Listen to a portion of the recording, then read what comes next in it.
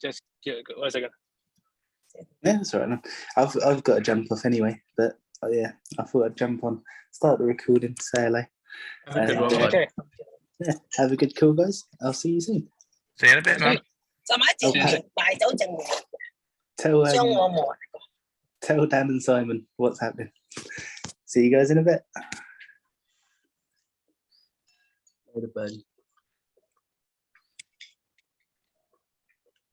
Sorry, what's happening? Nobody knows. Just us.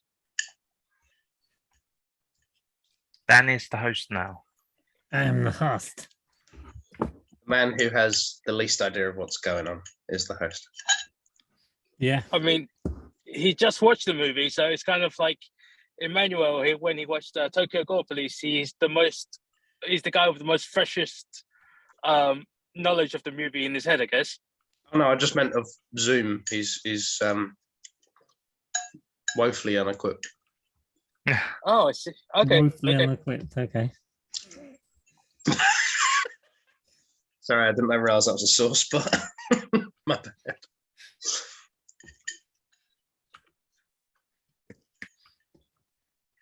Fine. On the Zoom controller. Did you find the link okay? Is it all right? I have control Oh. over who's in the chat, so Oh, that'd be good. Yes. no, I was just saying, was the link all right for you, Humphrey? The link. The link I sent you. Yes. Watch the film on. Actually, I had to go into the film chat Mm. to get that link. The fucking. Yeah. It was the same link. Yeah, but I couldn't copy that link because it was a forwarded thing, Oh, right. which is really annoying. So I had to copy the one that John posted. I think. Oh, I see. Yes.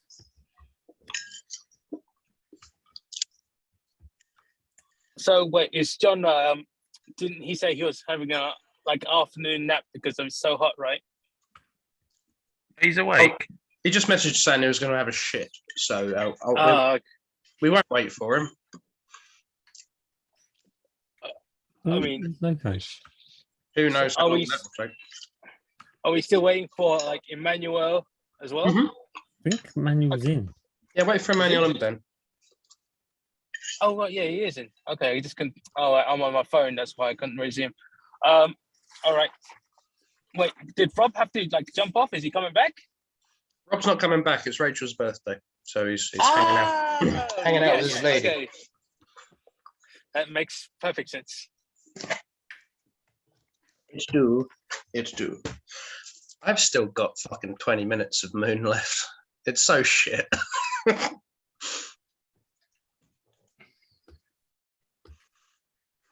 Well, I was gonna say because Moon Knight, the first couple episodes weren't actually, well, it wasn't that bad actually. They're kind of interesting, right?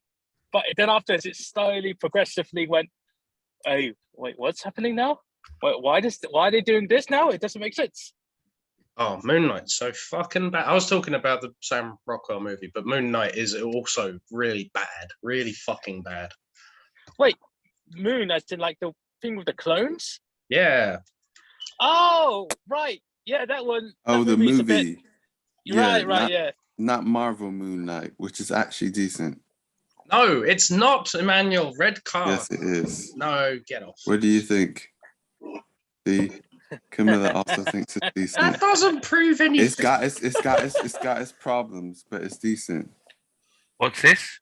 Moon At Knight. least it And you did like that better one, in didn't some you? ways than Wonder Woman 1984. It's better than Wonder Woman 84 in most ways because it doesn't include rape. But Did you? Moon Knight Okay. is probably the worst show that they've made so far by a comfortable margin. Okay. So if we're doing that game, which one is the best one? I don't yeah, want to it's say hard, which. isn't it? It's hard. I mean- Oh, that's not good. Though. Okay. If okay, you gotta have. If you say one is the worst, you gotta have one that's the best, though. Let me guess. You're gonna say Loki, aren't you? I'd Yes. do it. Oh, Okay. you Yeah. I knew it.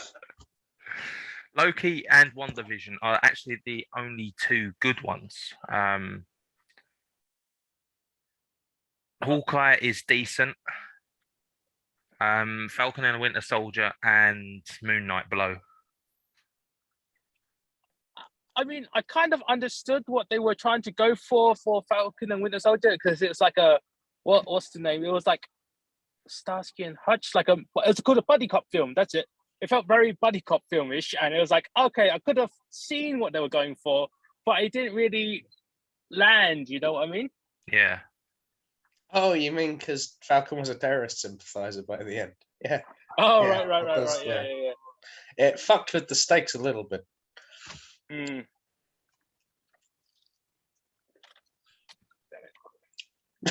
I like how Humphrey just shrugged there, like, we've all been there.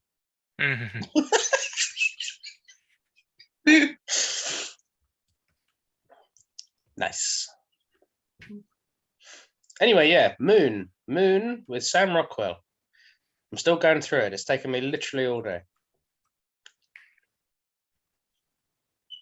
Such a strange. Sorry, Ben. No film is safe. The film is not safe. It's Are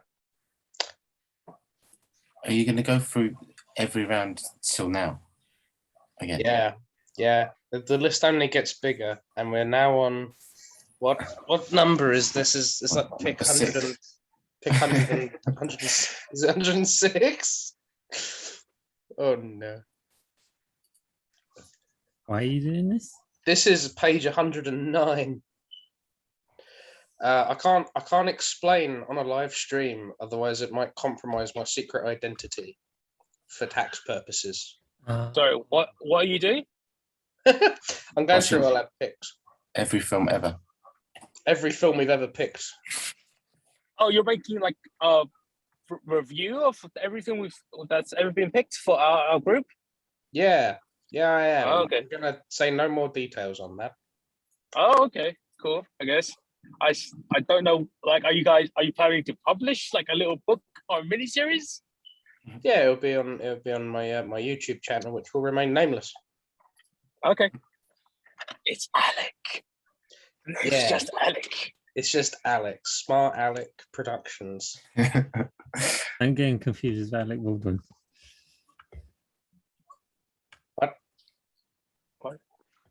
Cool. Okay, so are we still waiting for John, or shall we like start a little bit? We never know how long a John shit's gonna be, so I think we're better off not rolling the dice and just getting right on with it. Also, Ben's actually here, so Yeah. like, Who's Loco and who's Totoro?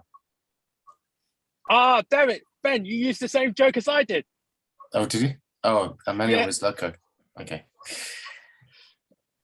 Yeah, I went for the same Del Toro joke because I know that when he did Pacific Rim, that there was a scene with like the monster chasing that little girl, and the little Yeah. girl couldn't pronounce his name properly. Oh, and yeah, that was he great. went like, and he was like, "Look, screw it, just call me Miss Director Totoro, and we'll be done with it." And it's like, okay, but only Yeah. she had that privilege. But it was so amazing just to see her call him Director Totoro, which is epic. oh, I thought you meant Misdirector Totoro, and I was like, blimey, he really liked that. Yeah, someone made like fan art with literally instead of like Totoro, it was Gilmore in like the Studio Ghibli style, which is it was really cute. I think you probably can get on a t-shirt, which I might We've get. got a John coming. I'd love to hang out. John wants to enter the group. Oh, bloody hell. Here we Right. go.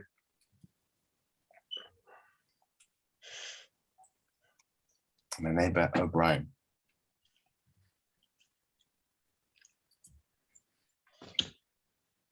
There he is. Bloody hell, he's actually shown. Whee. Yay! Cool. Yeah. Simon, do you want to get us rolling? Well, hello everyone, and welcome to today's podcast. Our sponsor today is alcoholism. It's still Stellar Skull Art. cider. Mine is a mixed fruit tropical. Yep. Like Stella Artois isn't.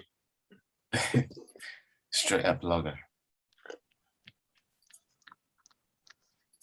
Since we're sharing drinks, I was going to be cheeky and say agua fresca, but so some Rochester ginger instead. Emmanuel's favourite. Why do you need any other ginger when you got Ben right here? Nice. It wasn't. It's a good ginger. Wrecked.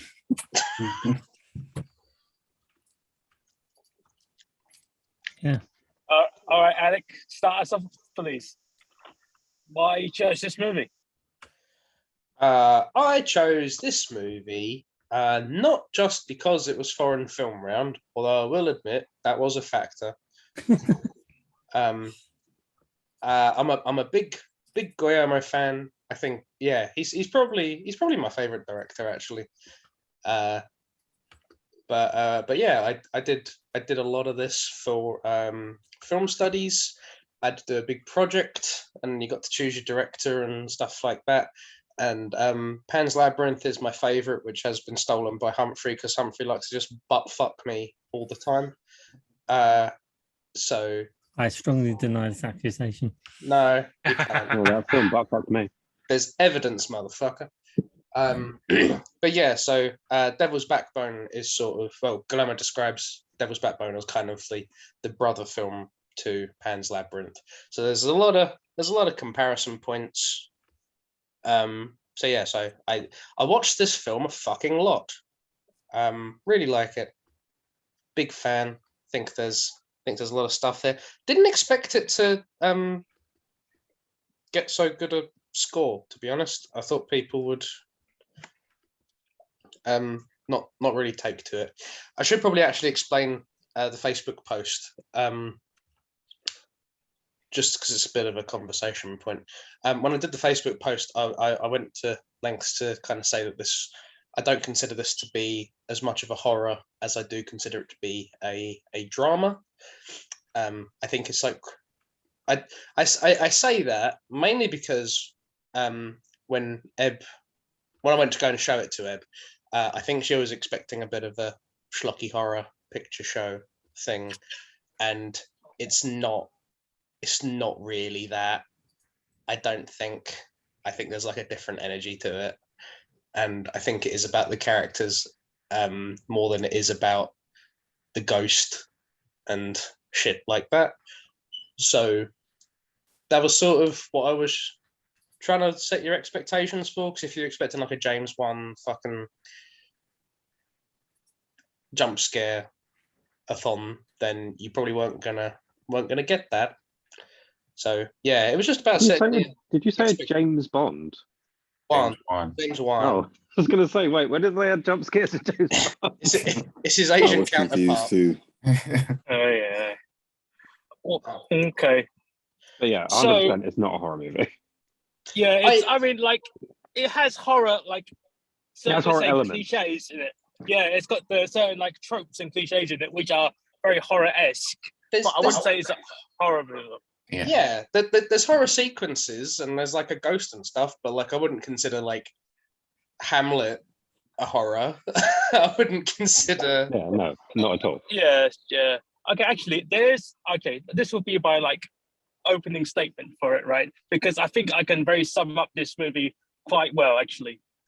So simply because it's, as you said, a horror, but not really horror movies, but horror-esque bits, so scary stuff. And it's in a sort of like weird, abandoned, creaky house. And the story develops with a person who's a ghost or a monster and it's got about some white guy who wants to steal the treasure. And it has a bunch of meddling kids that sort of stop his plan. Then I realized, oh wait, isn't that just the plot of every Scooby-Doo movie? That's just Scooby-Doo, right? It's Scooby-Doo. It's like literally the bunch of kids stop him afterwards. It's like, and I would have gotten that goal if it wasn't for you meddling kids and that damn ghost too. It's pretty much it's a Scooby-Doo. I realized this movie is just a Scooby-Doo movie. I think I missed the bit in Scooby-Doo where they corner the bad guy and like just stick sticks in him. Well, The R-rated version. That's clearly you've not watched Scooby Doo and the one with the zombies in it. You know, with the like cursed pirates. That one actually does have people getting killed. Oh, right. Stab him in the armpit. Oh, Okay. it's so painful. Yeah, that was brutal. Okay. I mean- well, I can't say I agree. But Yeah, but you can't disagree with the point though, that it felt Don't ask him to disagree because he will. okay, fair enough. But like, okay, that was That my was- opening statement. It's very Scooby Doo-esque, is what I'm saying. Looks like Scooby Don't. Oh. who's next then? Well, my personal statement is that was nothing like Scooby Doo at all. Thank you. Yeah, it Except was. for it was. Sorry, I just had to go. Okay, go on. Sorry, go on, Dan. Sorry, Yeah, it was a slow burner, definitely. I can agree with the horror tropes. It was kind of because I like the very beginning when you think about like when you see the first scene where the kid holds his face and he's got the blood on it, and then you think, oh, that kid's murdered a kid, and you spend the whole film kind of focusing on that kid being a bit of an arsehole, and then you find it out. It's quite a good kind of, I won't say a plot twist as such. It's just it sets a seed in your mind that It subverts your expectations. yes, exactly. But But yeah, it's John it was predicts good. it. It was quite good. no, my butt was going to be. I need to now know if any of the rest of you felt the same way as Dan, that they thought that one of the kids killed the other, because I No. did not think that at all. My assumption was, it's war. He's watched a kid die, and he's very upset about it. Yes. I Yeah. thought I thought that he was a witness. I Yeah. didn't think he actually killed him. Yeah, But I I agree. personally, I never I got that personally thought assumption. it was like part of the bomb that hit him on the head or something, and it was Yeah, a well, dud. they And I want was you to like, think that. yeah, and I was like, yeah, I guess I don't really think someone like another kid killed him, but I thought like it's something about that. I don't know what it was. I guess.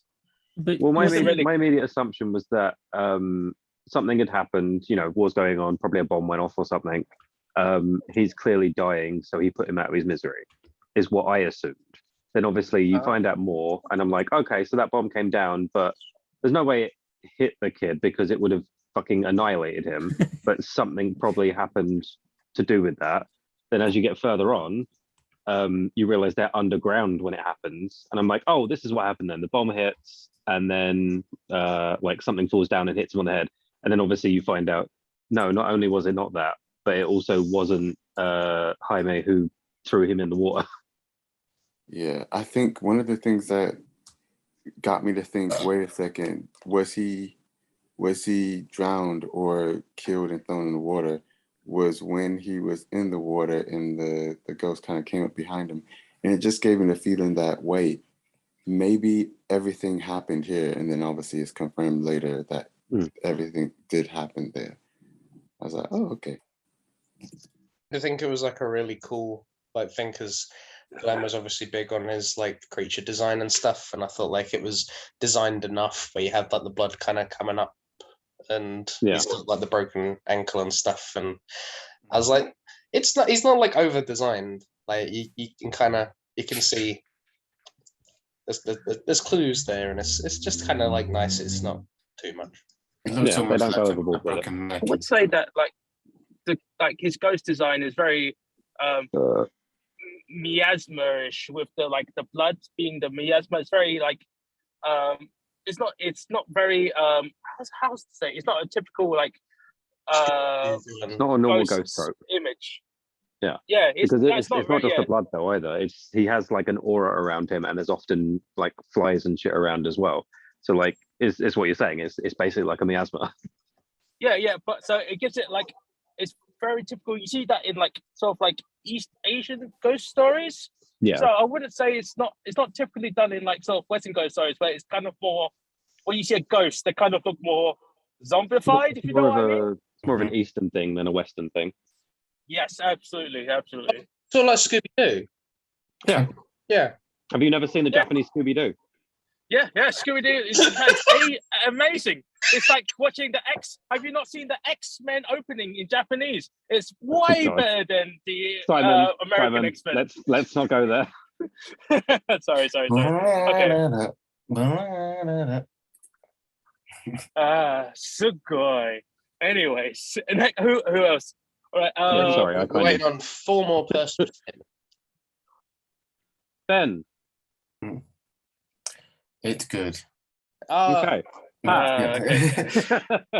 No, I mean, like Alec, Guillermo del Toro is one of my favorite directors, and this is obviously it's his second film, and I think already he's kind of like everything about this film sort of like represents who he is as director and what he kind of like the themes and all the purpose of his storytelling is all quite apparent in this one specifically, and because it's all about a misunderstood monster in a way. Like you think this is a horrible ghost story, but it's nothing of the sort. And like the real villains are actually real people in a real life situation. Obviously, it's set during I can't remember what period it was, just during World War I, World War II. Spanish Yeah, Civil War. Spanish Civil War. It's like Civil War. So that is the real antagonist of the story in the way that it's human, like greed is probably the real monster here. And he always likes, Del Toro, the director, always likes to superimpose that alongside a monster that you think is going to be like the perpetrator, but it isn't so. And I think that's quite a clever thing. And he uses and especially like this one is very much like a Steven Spielberg kind of like idea of using children as kind of like you're viewing things in their eyes and seeing war from their perspective, much like Pan's Labyrinth did. And you can see like how things are so much more like horrific and more vivid when you're a child, especially when things like war, which is so much out of their like their comprehension. Yeah, what's a good for, man? Yeah, I think it really comes across well in this film and how much it messes them up and how normal people will deal with it and cope with it. And I think it pretty represents it quite well. And just the idea of, like John said, and I think Alec and Simon mentioned, like the misdirections and all things like that, where you think, oh, the bully is like he's a piece of shit, but actually he goes on an arc and he's not as bad as you think, and you sympathize with him, and like Carlos as well kind of sympathizes with him as well, and by the end of it, it's kind of like everyone's on the same playing field, like, and they have like a common goal and a common need to survive, and I thought that was quite a very touching film as well. Yeah, that's my main thoughts. And unlike Spielberg, there's some grit in this one. Yeah, dark and gritty. Yeah. So yeah. Who's next?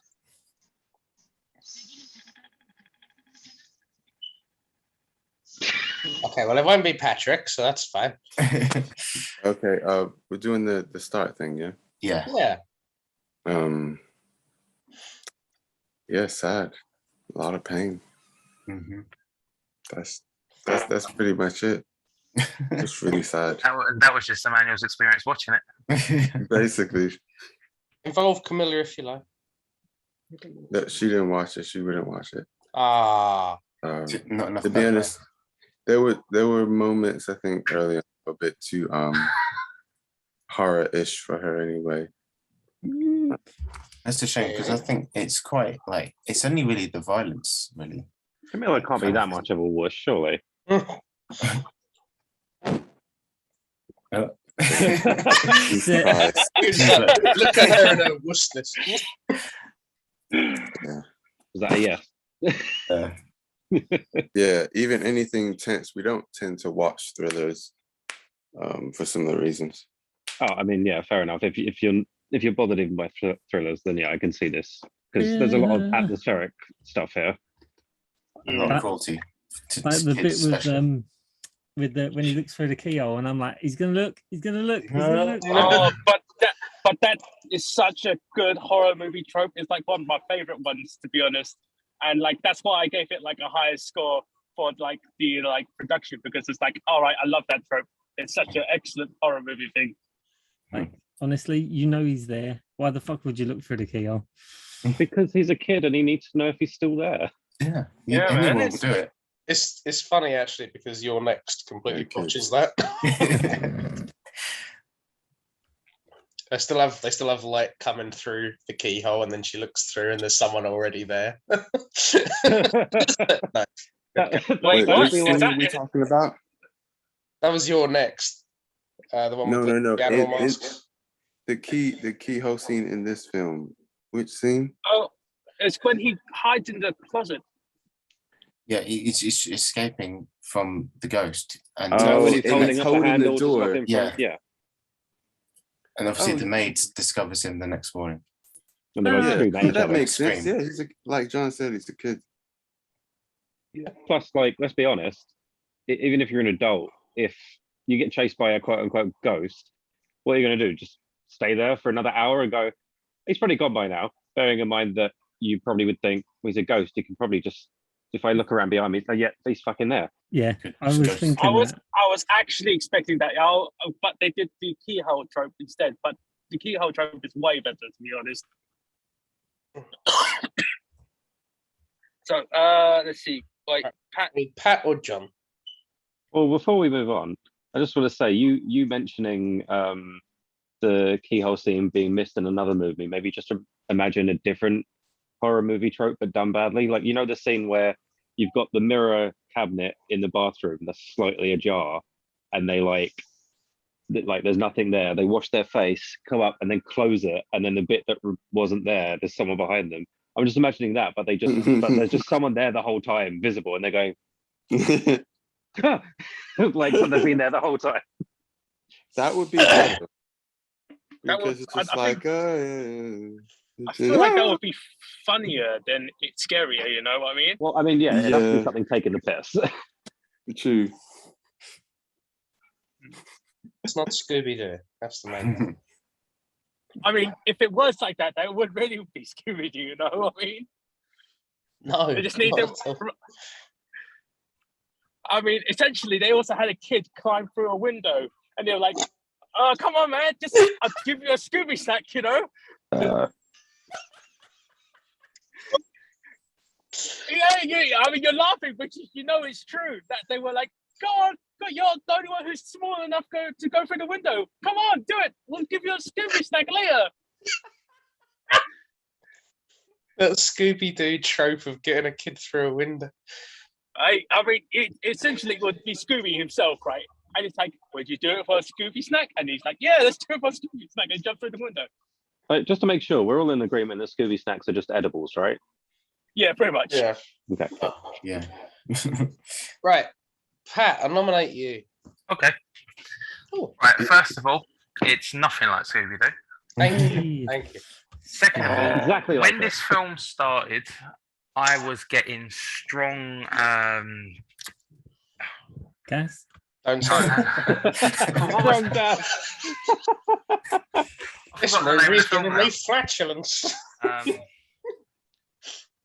Shit, what's that? The name of that film that John picked that we all hate? You The were Fall? talking about The Fall because Yeah. it was in a Spanish hospital. Yeah. So I was getting strong vibes of that at the beginning. But it sort of threw me off in the beginning and sort of put me in a bad place of it off the bat. Oh no.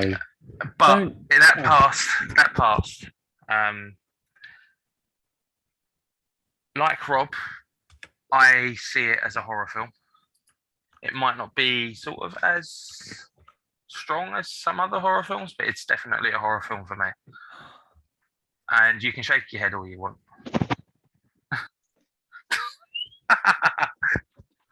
No, less, Okay. please. Less. Personally, I feel like this film was sort of Guillermo del Toro's sort of first edit before making Pan's Labyrinth.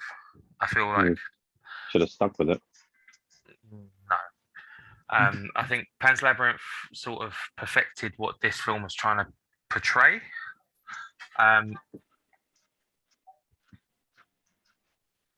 Agree with you there.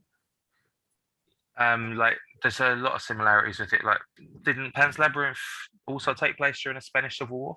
Yeah, it did. Yeah, and you know, Oh wow, they're So- both Spanish films that took place in a war. Amazing. Or I mean, like what? No, I Simon, mean- Simon, I'm kidding. I'm kidding. Let Pat finish. I'm kidding. Okay, sorry. I love how fishy that was, and I love how Simon rushed to defend it. Then you're like, "Fuck that! No." and now I completely lost where I am.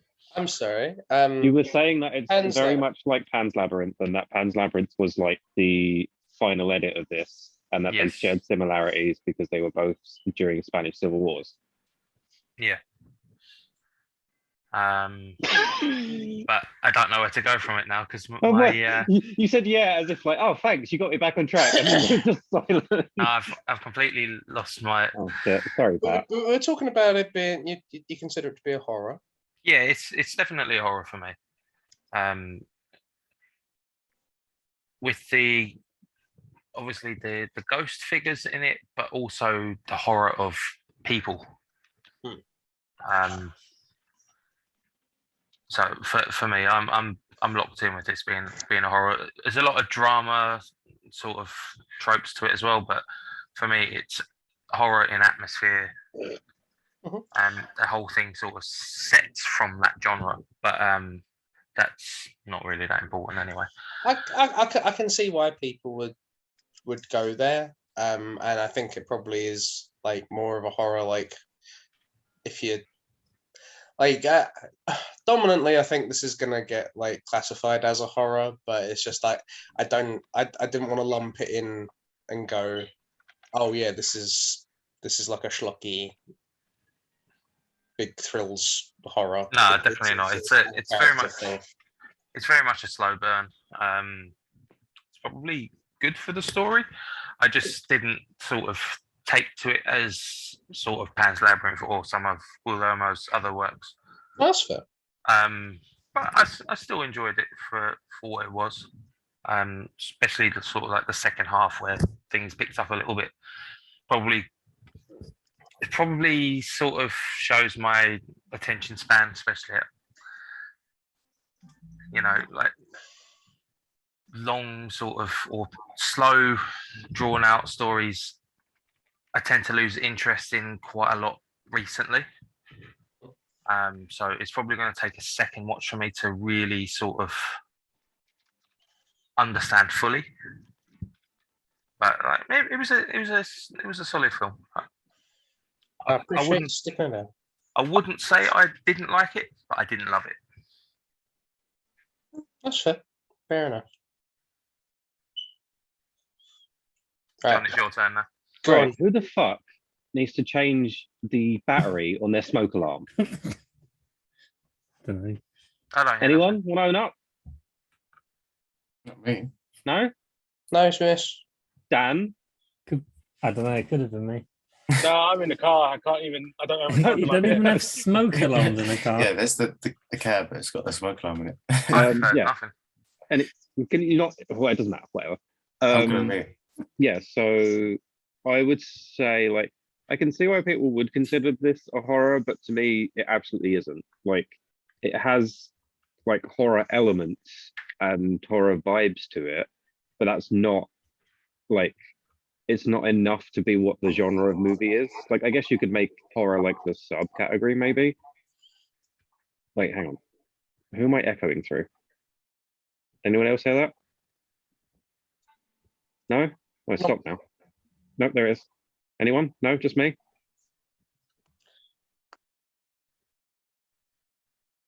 Was it you, Alex? Is that what we're finding out? Okay, well, I stop now.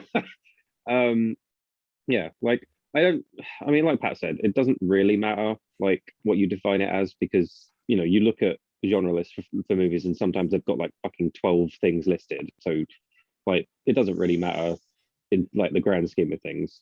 But I think it's important just to recognize what the focus of the movie is, which isn't like a scary monster. It's the drama of it basically, and the interactions between people. And yeah, I was pleasantly surprised that I really enjoyed this movie. It's very much okay. In the last like 3 years or so, our first world countries have gotten drastically worse, but it's quite a humbling movie to watch, to remember that not only did people have to go through this shit every day during wars, and a lot of people didn't fucking survive, but there are still people in countries around the world that still deal with this, like today. And it makes your problems seem a little less significant when you like, obviously at the end of the day everything's all relative, so whatever. But I think it is quite a humbling movie to watch, because it makes you realize these are fucking kids, man. Like, and they've had to go through this shit. But anyway, I'll keep rambling if I carry on, so I'll shut up. I have a quick question for everyone here. Now, do you guys remember the names of all the characters? Most of them. Okay, unfortunately, because maybe I just didn't hear the names properly because it was in Spanish. Well, no, I was going to say it's harder in a different language sometimes to remember names. Like I find it very hard to remember Korean names because they're all like duh duh duh. Yeah. Okay. But like, I don't want anyone to give me too much shit on it, right? But like the doctor. Too late now that you said that. Carry on. Wow. It was like the guy. He was Count Dooku, right? What was his name? What's the name of the actor? No, that's not he's Christopher Tom, Lee. he's Tom no. Jones. Oh, Yeah, fuck. but he looks like. But I really think he does kind of look like him, right? It's not Kind unusual. of. It's Okay. fuck off. I will say, literally, the first time he showed up at the window, I was like, "Oh, look, it's a Mexican Tom Jones." Oh, fuck it. No, I don't see that at all. No, that's It's just because he's got a similar beard. That's the only thing he cares about. Basically, yeah. Like it was just because from a distance. Mexican Tom Jones. Jesus Christ. It's not unusual. No, that's Okay. that's Federico Lupi. That's Guillermo's like favorite actor ever. Okay. So Sorry. He's a good But like, actor. but that wasn't even my main point. I was gonna say the main quote unquote villain of the movie, right, was the guy who looks like what's his name? It's the guy who's from this would be the The Shaggy from Quentin Scooby-Doo. No, it's the guy from Inglourious Basterds. That in the what's his name? The one that played Christ, what's his name? Eli Roth. You're He played thinking, Donnie Eli Roth. you're thinking of Eli Roth. Roth? Yeah. Or was it, Roth. oh, is it Rough. Roth? Roth. Oh, it's no, it's R-O. The Grapes of Alright, Wrath. The, Oh, he's making a Borderlands movie. What the fuck? Simon, focus. Oh, yeah. Sorry. Well, that sounds really bad. Anyways, okay, but like, I couldn't remember the name of the actual people, so that's how I go. All right, it's the guy from the Inglourious Basterds, right? And he's fighting Count Dooku, and that's how I fucking did the character's name. I Man, couldn't you watched a remember very the different names. movie to the rest of us. oh wow. Okay, What a film. You're Yeah. hurting me tonight, Simon. Jesus fuck. The doctor is Dr. Cazares, and the bad guy's Jacinto. That's all you need. sorry, maybe my earphones cut out a bit. Do you say call them Mentos? What? Memento. This is It's the thing they racist. put in olives to stuff them. Racist. Oh, okay. No, Simon, I'm kidding. You just weren't listening. Go on, Alec. What is It's okay. I'm sorry. I did Right, the like main villain's movie, guy- right? The people of main Europe villain's all have name the was same Jacinto. names. I did like the movie, right? It was a very interesting piece. It's just that I did like the movie. It's just a shame it was Spanish. it's just like the characters, just the names kept like passing through my mind. I just couldn't help it. This is No, why. it- This is kind of why I wanted to pick it, right? Because like we've done foreign film round, and we've had 2 Korean films, we've had a Japanese film, we've had a Chinese film, and I was like, let's move away for a little bit. Let's just let's not have it all be the west. No, wait, fuck, east. Yeah, it's east. Let's just let's remember not- Wild West. That's how I do it. I was like, let's move westerly, and now Simon's all just like, what are these people? It's like Well, the Christopher problem Lee, is, but he's like Alex, Spanish. The problem is that you forgot that all Western languages are disgusting. So Italians, all right? no, it's better than Spanish. They're basically the same. No, Say that with Yeah. absolutely no verification whatsoever. Right? Yeah, I have no I'm idea gonna- what I'm talking about. I'm going to combat you on that one. They're very To be similar. fair, like genuinely, something that I was worried about with the movie is I don't like the Spanish language. Like I don't like how it sounds. I find it quite abrasive. Same as with Cantonese and Mandarin sometimes. Japanese, obviously, I love. Korean, I'm totally fine with. And there's several other languages that are like okay, but yeah, Spanish I remember finding quite abrasive to listen to, so I wasn't looking forward to it. What's wrong with but- Hasta Luego? No, there's nothing wrong with it. It's just my personal preference. But It's no German. Is it? genuinely, oh yeah, I mean German's pretty fucking Sorry, abrasive. Ben. Sorry. But yeah, no, genuinely, I ended up not having a problem with it. I was like, no, actually, this flows pretty well, and like, I'm not really noticing it. Schmetterling. No, sorry. It's fine. That's okay. Yeah, sorry, Simon. Okay, so the doctor is called Dr. Casares, and the bad guy is Jacinto. Jacinto. But you'd be forgiven Okay. for thinking his name was Pimento because when they stab him with those spikes, they could have stuffed some in each hole.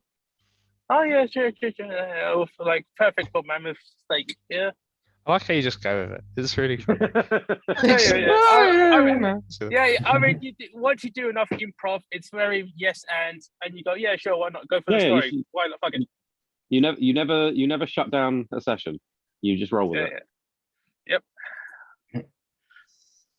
So, but I feel like for the Doctor's character, he was actually like it was quite well developed, right? Because like he had the very gentlemanly like style to him because he's a doctor. He's like very like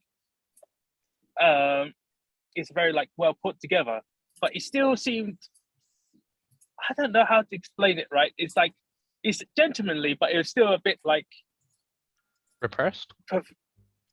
or depressed. Yes, because he was drinking the rum from the embalming liquid, right? Yeah. But No, still, I it was- mean, that's not because he's depressed. That's because he wants a hard dick. Repressed. yeah, okay. Right, so do you say Yeah. repressed? Oh, Yes, my that's what Alex mistake. said. Sorry. I was yes anding. Oh, sorry. But yeah. But like, yeah, he seems, his character is like it's very well put together. There and are it's things just like, boiling under the surface. yes, that's the best way to explain it. Yeah.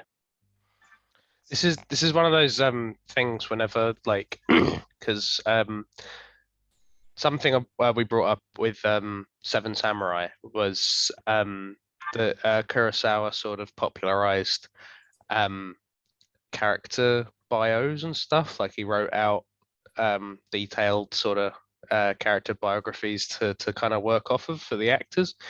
And I think for this one, the actress who plays the governess, she was like Well, Carmen. yeah, Carmen. She was looking for like direction and stuff, and Grandma apparently like handed her like this character bio, and it was like the most complete she said she'd ever read, and it was like that's really nice considering like she like comparatively she's really not like in it like as much as some people, but like she's No, she's and she has a definitely defined like role. yeah, she's got a defined like her role is significant, but like Yeah, it's but she not doesn't quite as change. big as but like there's details that would make her react in a certain way.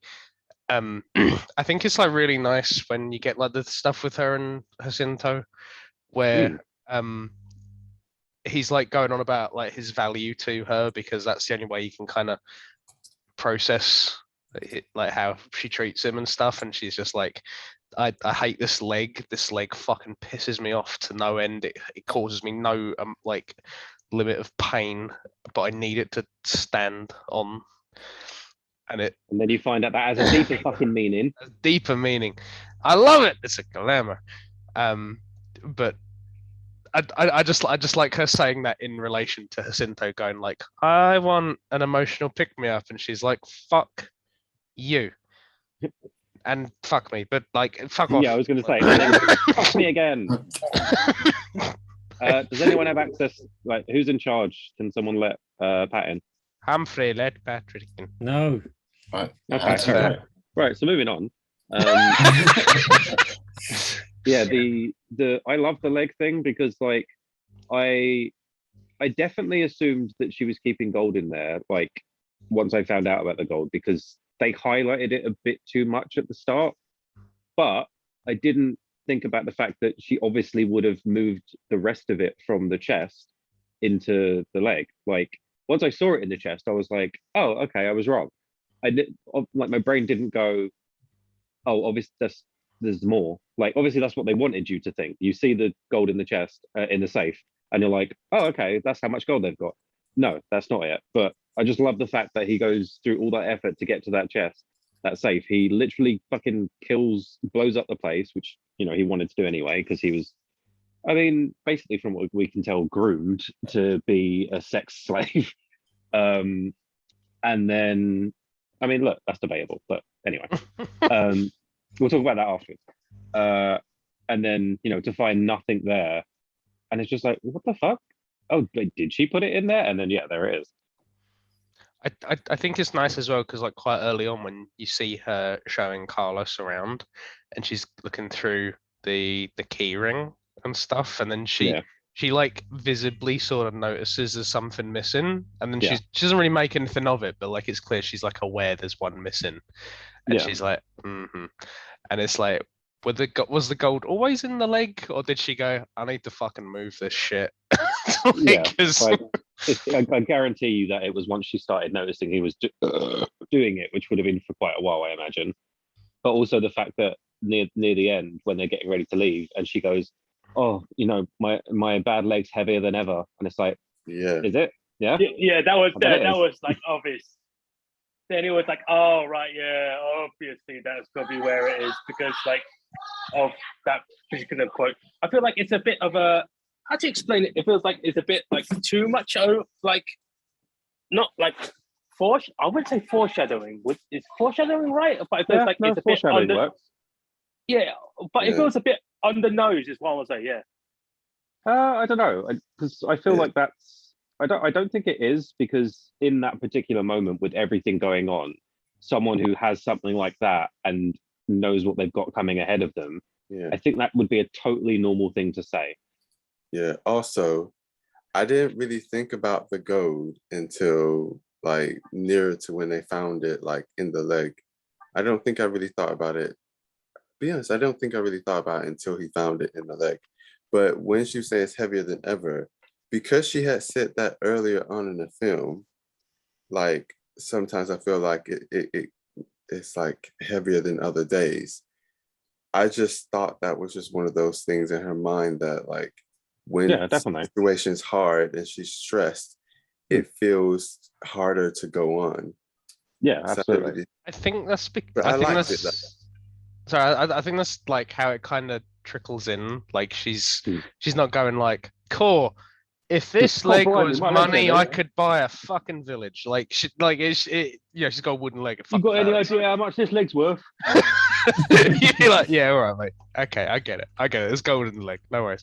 But like, it got to the point where I forget it when I'm watching it. I'm just kind of like, and I've watched this so many fucking times, and like every single time I'm like, oh yeah, there's gold in the fucking leg. But like, I think it's kind of like just a nice little setup, and it's stuff that she can complain about, and it's a clue, but people aren't gonna like pick up on it, and it's like, that's kind of nice. I like that. Yeah. Well, that's the thing, right? Like I said, near the start of the movie, once the gold was in play, I was like, oh well, she obviously keeps it in the leg. There's going to be a secret compartment. End of story. But because they kept showing it in the safe, and kept obsessing over the safe, I completely forgot about the idea that it was in the leg until it appeared in the leg again. So like, I think that's pretty good storytelling. And I'd have more of an issue if like it didn't make sense, but it does. Oh, And it it's totally like, makes sense. yeah, it makes sense to have like a couple on you. Like, if You say a if couple, Jacinto, all of it, apart from the couple was in the safe. yeah, well, so it's like Jacinto's going to break into the safe. He probably already has done, and it's like, yeah, if he, no, he hasn't. Sorry, No, he hasn't. no, He never has. he hasn't. He never has got into it. But it's like if he does, I've got a lot of it in my leg, and he's going to get like maybe 2 because I can't fit into it, and I'd rather he had 2 if I get to keep like 14. Like, it's all good. It's Does like, beg the question though. Why did she fight so hard to stop him? he's a dick. I I mean, mean, yeah. like, it's still valuable.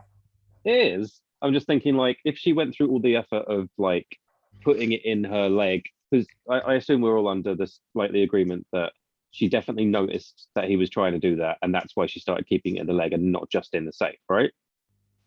Yeah. Yeah. I think she did it to keep up the pretense. Yeah, so yeah. that So that's whatever happens, that like, let's say, I think she assumed he was going to leave and actually come back, like maybe, actually, no. I don't know what she was thinking, but I think it was just to keep up the pretense for whatever reason. Yeah. That's what I think. I think it was to keep up the pretense, and she was like, well, if he gets in there one day, he'll get these 3 pieces of gold or whatever, and he'll leave. And then, you know, I won't have to, because she obviously feels guilty about what she's doing anyway. So it's not something she can break off herself because she needs that fulfillment.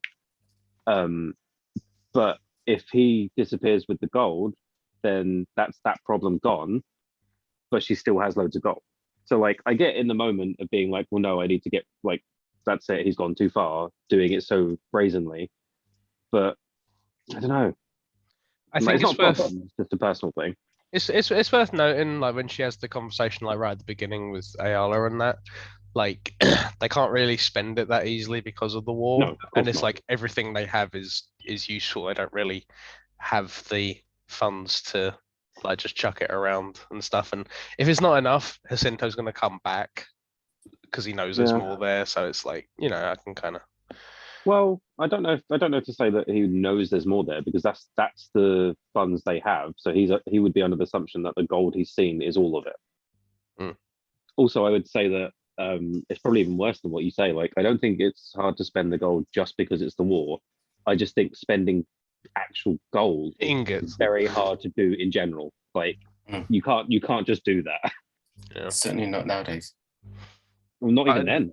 I just, yeah, this is still like 1939. Like, Yeah, like that's why she's saying to them, go buy your guns with this, because they could easily trade ingots for guns because they'll probably just smelt it down. Like, yeah, I just love this whole. Just talking about Jacinto and stuff and all that.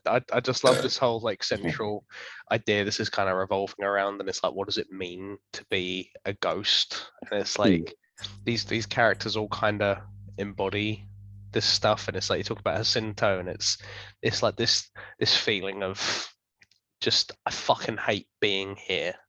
But then he like comes back to fucking demolish it, and it's like, yeah, this is like if you were an actual person, you'd like fucking leave and not come back and just like carry on with your life. But you have that much resentment toward it. You're like, that's not enough.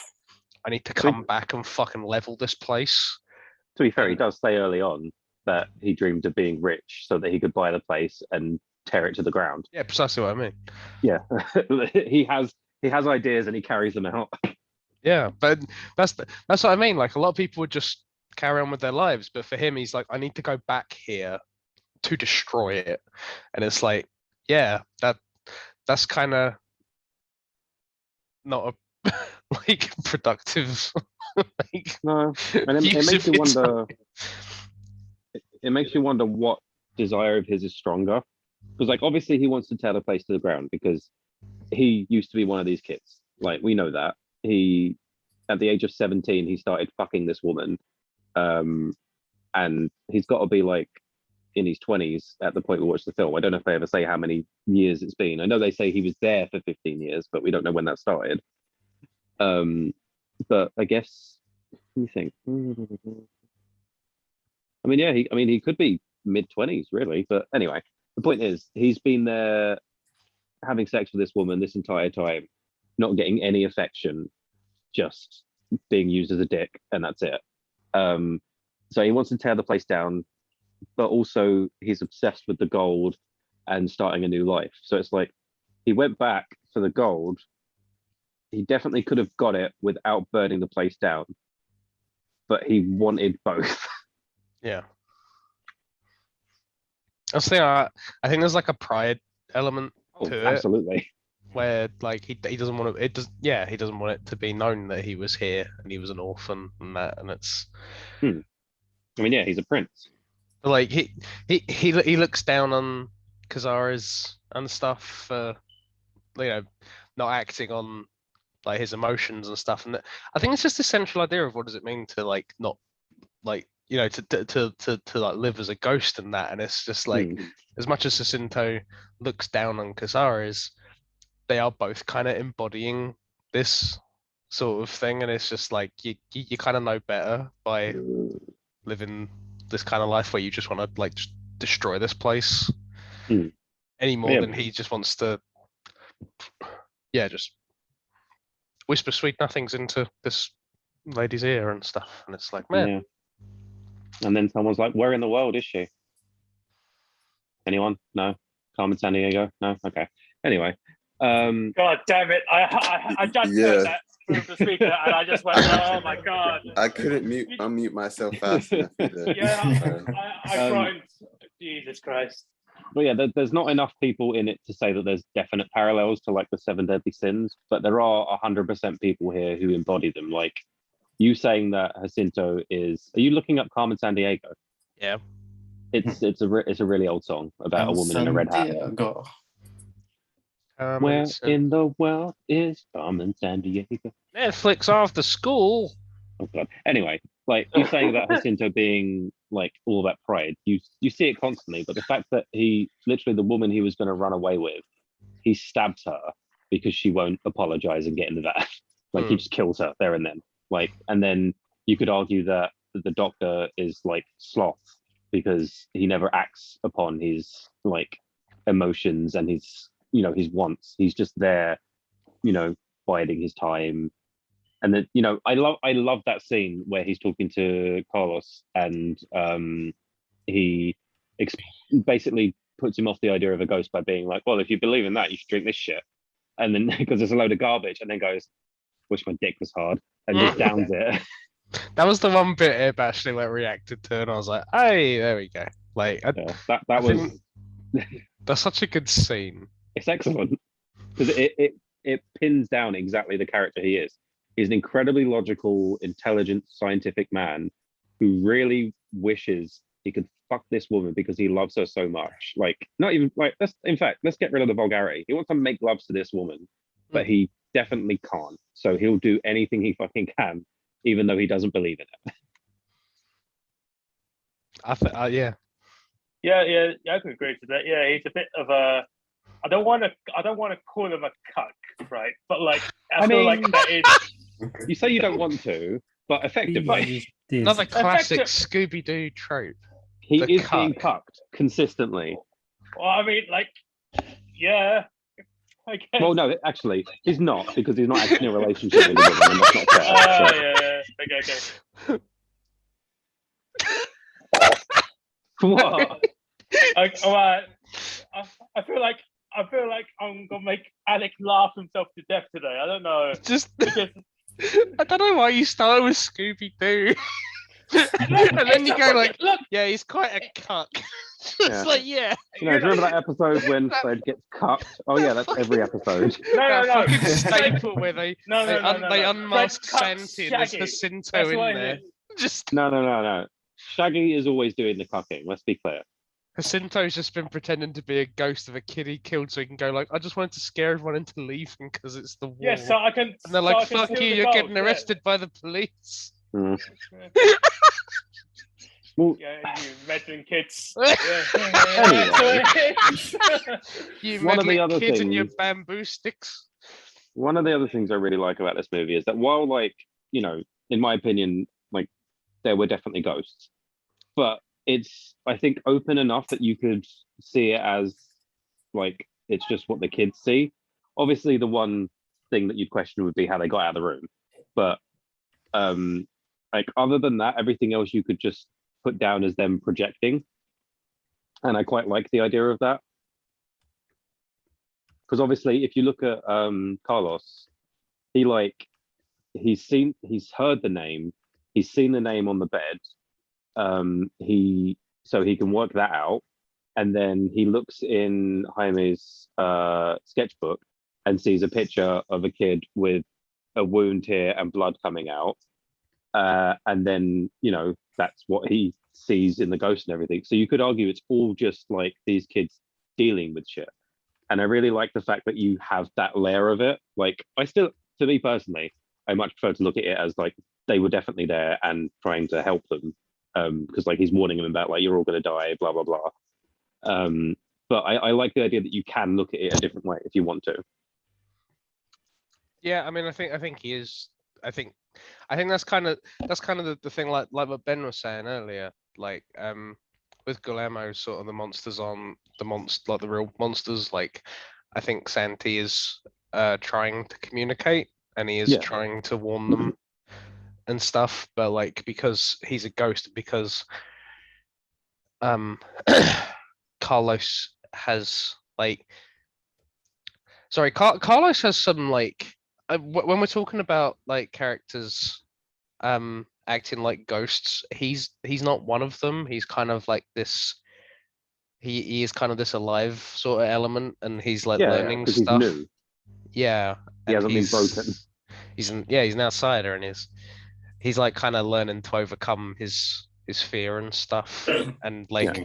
he wants to help people, and that's kind of that's kind of what he's kind of got to try and work through. Yeah. Like, he's trying to help, but he's scared and stuff, and it's just Yeah. like a really, really, really simple little arc and stuff. But like, he does actually do it, and it's like, that's nice. Like, he's like 8, but like he's doing it, and but like, yeah, I think this is something that separates it from most horrors. Like, Santi is trying to communicate, and he's not trying to be like the nun and like fuck with people. He is like, but like it just creates a different kind of like energy in it. And you know, we talk about like him banging on the door instead of going inside the door, like the cupboard where he's hiding and stuff. And it's like, he's not trying to terrorize him necessarily. Like, he is trying to, yeah, get him out so he can communicate to him and things like that. And it's just, I don't know, it's a really nice little dynamic of this, I think. I think they did the ghost really well as well. It was yeah, like I really like the aesthetic of the ghost, where you get the aspect of him dying in the water, so he's got that kind of flowy kind of blood and like the particles and stuff. I just thought that was really cool. The miasma. Yes. Yes. Actually, talking about the ghosts, and essentially them being like less than people, or you know, people being the ghost itself, right? For the Doctor, right? Because he was the narrator in the beginning part, right? Is that correct? Mhm. Yep. Yeah. So I feel like that is that. I feel like I've seen that trope before, where it's like the narrator goes, because at the end, obviously, he goes, "I am the ghost of this place now," and it's like, I feel like I've seen that trope before. I can't know where though. I mean, yeah, that's like a fairly known trope. I couldn't like list off anything that does it, but I've definitely seen it before. It's like more often done in Asian things, though. That's probably why you recognize it. I feel like You're this is Asian. yeah. Well, Okay, yeah, Jesus Oh. Christ. John, Like I thought you- Scooby Doo. Scooby, don't. Right. Anyway, what I was going to say was back to Alex's point about Carlos.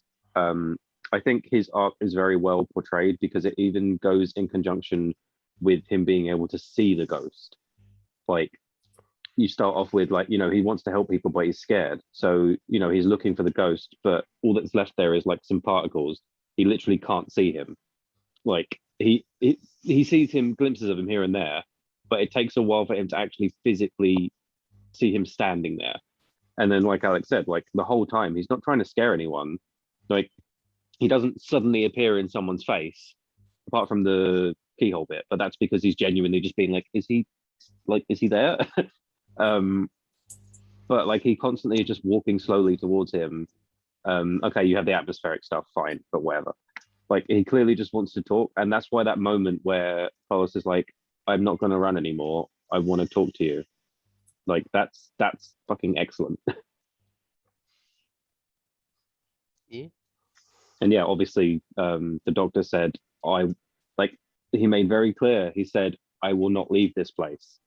And that's why the fact that he's the narrator the whole time and that he's been narrating as a ghost tells you, and also the fact, obviously, he helped them out as a ghost, tells you that he meant that. Like, he became like a, what they called, Domovoy.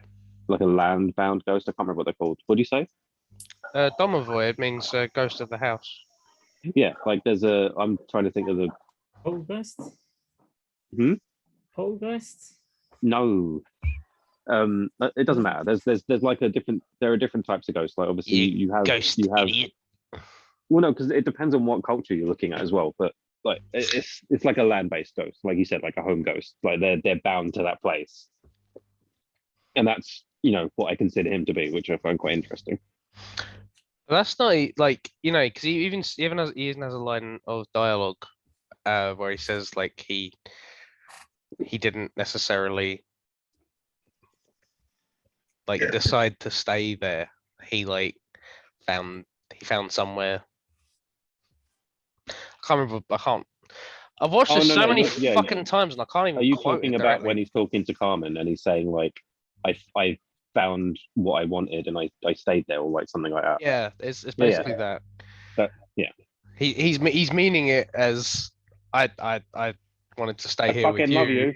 but like that's not what he actually said, and because that's not what he actually said, he ended up fulfilling what he did actually say, and it's like, yeah, Yeah. that's There's that's a lot of double tough. meanings in there. That is what makes you a ghost. There, you did not live to your fullest. Yeah. It's like, You made a promise and you're keeping it, I guess. because you kept doing your veiled half truths, you bloody something or other. You shouldn't have drank that baby juice. Yeah. Oh, that was good. Hang on, Jesus Christ, did you call it baby juice? wait a second. No, no. It was Uh, a more redder. It was a more Oh. reddish color, right? didn't he What? call it? No, limbo? it was like a darker orange, not red. Definite fucking amber. Okay, okay. Wasn't it? Didn't they call it limbo liquid or something? Yeah. Yeah. Oh, yeah. No.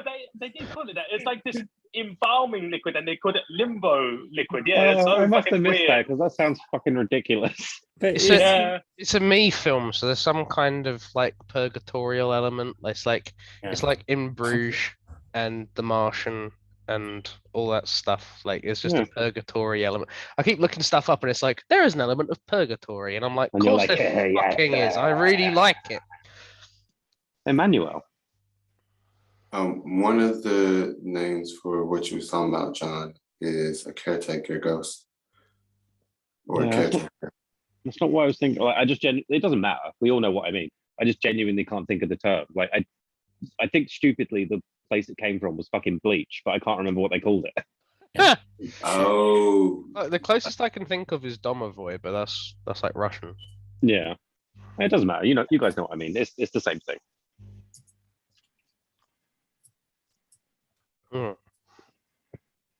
Yeah, good movie. Much better than Pan's Labyrinth. Oh, What was your favorite scene then in this movie? Did you say Ben? No, I think No, he no, said no, what. no. Oh. Yeah, what was your favorite scene in this movie? You'll have to come back to me because I'll need to think about that. Ben, what was your favorite scene in the movie? There's quite a few that are really like quite profound. Like especially, I think one of the most striking images about the film is like the unexploded bomb in the actual courtyard of the orphanage is such a powerful image, and it just has this presence throughout the whole film, and that the kids are like wary of it but are still fascinated, and I feel that's very like accurate of how they exactly would be.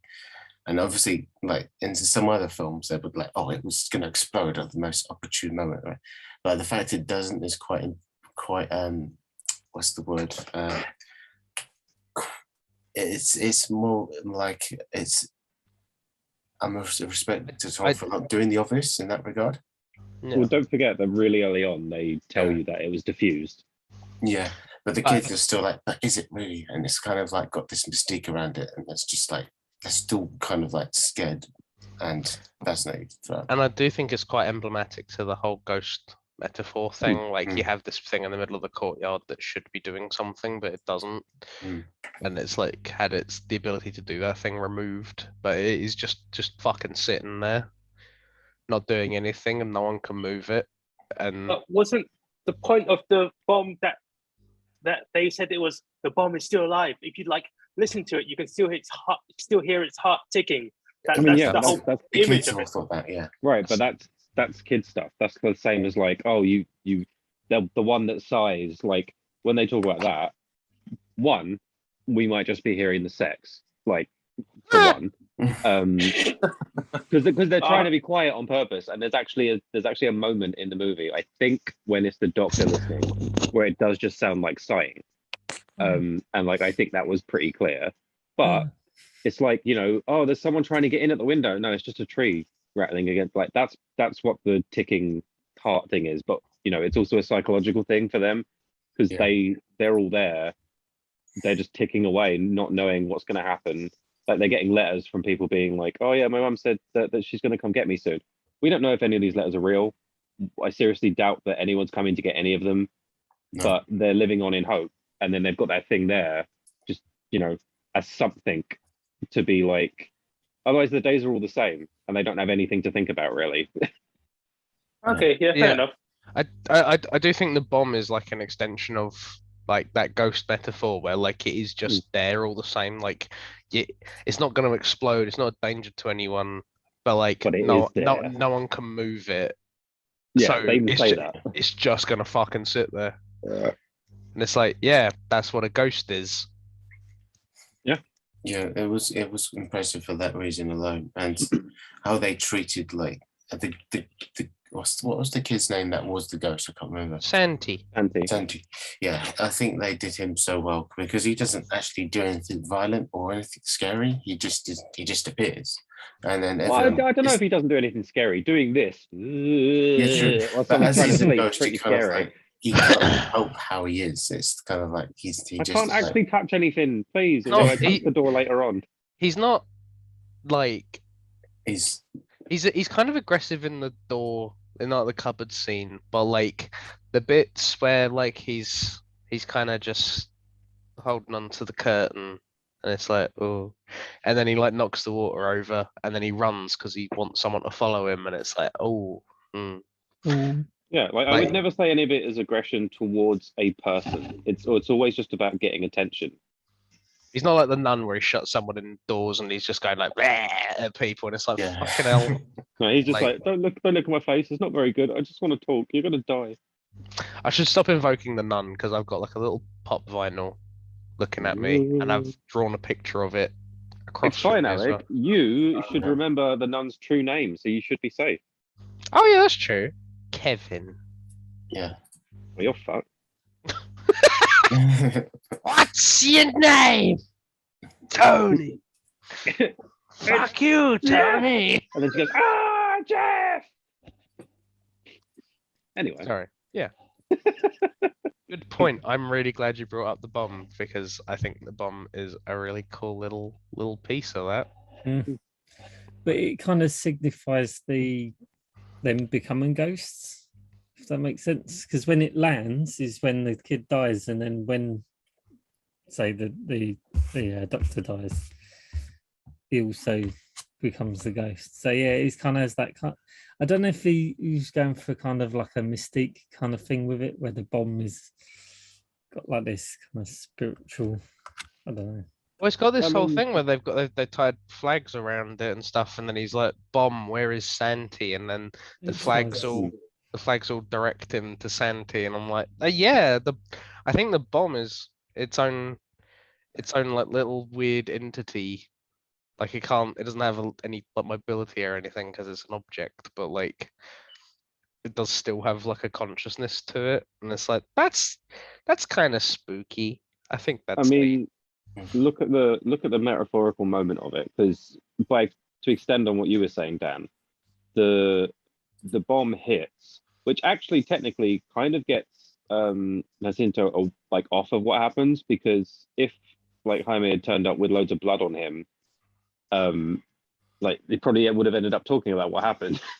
But the fact that it's pissing it down with rain, and then that bomb comes down, the great thing is that one, it hits just after Santi has been thrown under and is definitely dead. But metaphorically speaking, Jaime is now dead. Like, because he didn't have the strength or the courage to do anything, to say anything. And then from that moment on until right near the end of the movie, he's dead, like inside. And that's a very like metaphorical moment with that bomb hitting for it to mean like those two people that happening. And yeah, I think that's pretty neat. Can I say my favourite scene? No, Go on, Dan. So I tell it you, just kicks both of us. so what you called? No. Christopher Lee. It's Christopher Lee. Look, No. look, I know it is like that, but he kind of does, and now I've made it so everyone else thinks that as well. So my Yes, job is we know it's Tom Jones. It's fine. I now want to Sorry. see Tom Jones do Count Dooku, but anyway, carry on. Sorry, yeah, Yeah. Fred of the Mystery Machine. So it's got to be either the explosion or every scene where you see the shanty, like just The the shanty. atmosphere. Did you say Shanty, by the way? Is it Shanty, yeah. Is it shanty?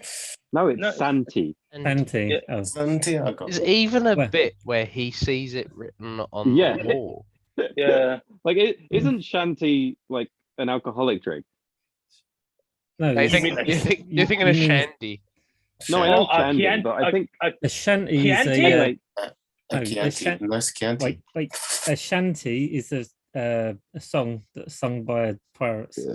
Oh, or sailors, like a sea shanty. yeah. Oh no, Shanty is actually a goddess. I forgot about that. Anyway, carry on. Okay. But either the scenes where he's in it, so you see like the ghost effects and it's like the atmosphere, or the actual explosion, because it's done really well in the fact of like when the doctor gets blown back and you see the blood come out of his ears, it's quite a realistic kind of portrayal of the explosion, because like you see action films, they have an explosion and they get back up and they're like, oh, I'm just going to go and continue fighting. You see the devastation of what's actually happened, like you see all the kids dead bodies, and then like the woman slowly dies, then the doctor eventually dies. But And the fact that he it's can't got- hear is either like it Yeah. fucked his ears. I think that was such a great portrayal of as an explosion, because he literally can't fucking hear anything. But yeah, so like the aftermath of everything, where it's just complete carnage. Like when you see the woman trying to fan it out, I'm like, no, and then you just see it go. "Woo." I don't know why what possesses her to go back in. And I'm like, babe, just It's It's fuel. fight or flight. it's It's fight done. or flight. It's good. People Don't don't worry make about smart decisions, it. Just let's I would- stop what you do. especially I'll because back up that what John said. These kids, they're like her kids, and a lot of mothers would die to save their kids. She's They was- also well, She wasn't trying to save the kids. She was trying to save the place, which is I different. was gonna say all the kids are like out. Oh, Like She's I just would like, say, I will go back and stop this burning, and I'm like, just nah. oh yeah. I didn't get why either of them were there. Yeah. well, I would say the reason why the first lady was there is because of like it's crisis brain. You latch onto something, but also she's probably been there a very long time, and this place means a lot to her personally. But also she knows that the kids will have nowhere else to go. True. Like, so I would argue that, and then obviously Carmen went back because she's like, I need to get this woman out of here, and then it just all goes to Yeah, shit. I haven't got a problem with Carmen being in Yeah. there, but Armor going in there and going like, I'm gonna just stop this petrol fire I'm with really my, hungry. my little cardigan. And I'm like, you're not. Just No, leave. It's fine. It's gonna explode. You're an idiot. Also, how'd she Yeah. get so fat? They haven't got any food there. Plot hole. How did you get so fat? That's the real reason she went back. She was like, no, all my food. What you know what it is? It's because there's kids missing. She's been eaten. No, no. Oh, fucking hell, That's- that was That's the great. real story. There isn't any ghosts. It's we she didn't- she ate Santi. What we didn't realize is that Guillermo shaved his beard and he just wanted a cameo. Oh god. Nah, I Fucking hell. I do think like this one kind of is evident that it's like Guillermo's sort of it's one of his earlies. I think there's stuff like there's stuff. Sorry, I've watched like 3 different versions of this in the last like fortnight, but it was really frustrating to me that they didn't get rid of like the little scream when Santi grabs Carlos's shoulder, and it's like it's like just Yeah, stock that's- footage. And I Yeah, like, that was really bad. That's the And I'm only like- point in the movie where I went, really? I was like, please tell me they just Wait, what? changed that in the Criterion version or They didn't. Blu-ray. They don't. And then it's like, does he make like a dinosaur noise when he comes up to him in like the cupboard? And I'm like, no, they keep that. And I'm like, oh, Santi's a dinosaur. Okay, fine. Yeah. Did you What? miss the part where he does the Godzilla scream? He just like, like I was just like, What? stop it. Are you You confused, didn't Dan? notice that? There's a scene in the movie where Santi's walking up behind Carlos and he puts his hand on his shoulder and then they What? do a really exaggerated, shitty stock scream. Yeah, I remember that bit, but I didn't really remember it being that awful. I remember him just going like, he Oh, says it- some. What? he said- No. Oh, I was just a stock sound as well. Oh, is it really? Moaning about. Yeah, I And didn't also, notice. it was really loud and abrasive, so I don't know how you thought it was. Oh, I know, but I just didn't really notice it was a stock screen. how? Which Alright. scene again? There's a scene where Carlos goes down into the basement for the first time, and Carlos grabs his shoulder. Santi grabs Carlos's shoulder, and then as Carlos turns around, Santi disappears, and there's like a stock woman scream Oh. sound, and it's like ah! And it's like, oh fuck me, this is so I think at that point I was just kind of too disconnected. So I didn't even Oh, Wow. that's okay. And then there's a bit Sorry where about it's the bit just as he's gonna hide in the cabinet, and then he looks around and he sees Santi. He thinks Santi is like 15 feet up the corridor, and then he's like right in Sandy, front of she's in him. SpongeBob. And then Sandy Cheeks does like a dinosaur noise, and Yeah, Carlo I didn't notice the dinosaur noise, to be fair. goes like, and then Carlos is like, "Ah!" and I'm just like, oh, stuff it with the Wilhelm's gonna show up in a minute. I He's was, gonna I get was literally pissed going to off. mention, I was going to say, you The get like the dinosaur- Howie or the Wilhelm scream. Oh man, the dinosaur noise is where again? I'm so confused. When Carlos is going into the cabinet, like the cupboard, Oh, yeah. So Santi is coming at him from like the end of the hall, and he thinks he's really far away, and then he like turns, and Santi's like in his face, and then you And get a then close up he- of Santi, and you get like a little stock sound of him going like, and I it's didn't really, notice that at all. it's really bad. It's really bad. Yeah, I I was don't just- remember it. I was just like, man, in the fucking, I've watched like the DVD the Criterion and the Blu-ray, and like it's present in all of them. And I was like, this was the time to change this. But then there's another little bit where they're trying to hammer through to get to like the golden stuff, and there's like a bit where Pig and the other guy, they're like banging on something, and you get like the sound effect from the little guy hitting the hammer, but you don't get the sound from Pig hitting the safe. So like he's hitting this safe and there's no sound. No, But you the probably little took a break guy- to eat. You're getting all the safe, you're getting the sound of him hitting it, but you're just seeing this big hammer come down and there's no sound in it whatsoever. And I was like, why is To this be present fair- in all Oh, three no. To be versions? fair, of this? while I agree with you, they should have changed that just for the sake of like continuity. I would argue that the chisel noise would carry further than the deep boom. Like higher pitch noises carry further than lower pitch noises. There's no sound whatsoever. There's nothing. Fair enough. It's just, it should be like a bang, bang, bang. Not a thing. Not a damn thing. Which It's- means that when he was like, listen to see if they're still working, Pig could have been right there with a hammer ready to fuck them up. I didn't notice that. It was really irritating. I think it's just 'cause I've watched it so many times. Yeah, you noticed those I kind was of just, things. I was just like, yeah, stop it.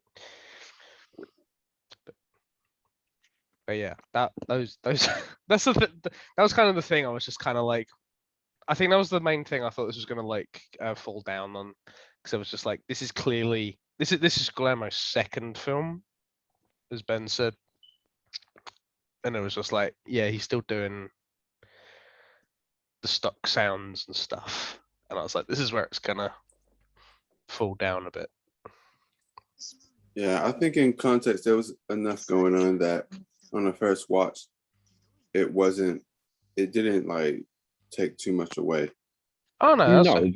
but like in terms of your watch experience, it's not too bad for the first few. But in terms of like looking at it as a complete movie, it's definitely an error. Oh yeah, yeah. Like for In terms- example, like typing in passwords like that. Mm. Which What I word? think is- What word has that many J's in it? I mean, really. Probably German.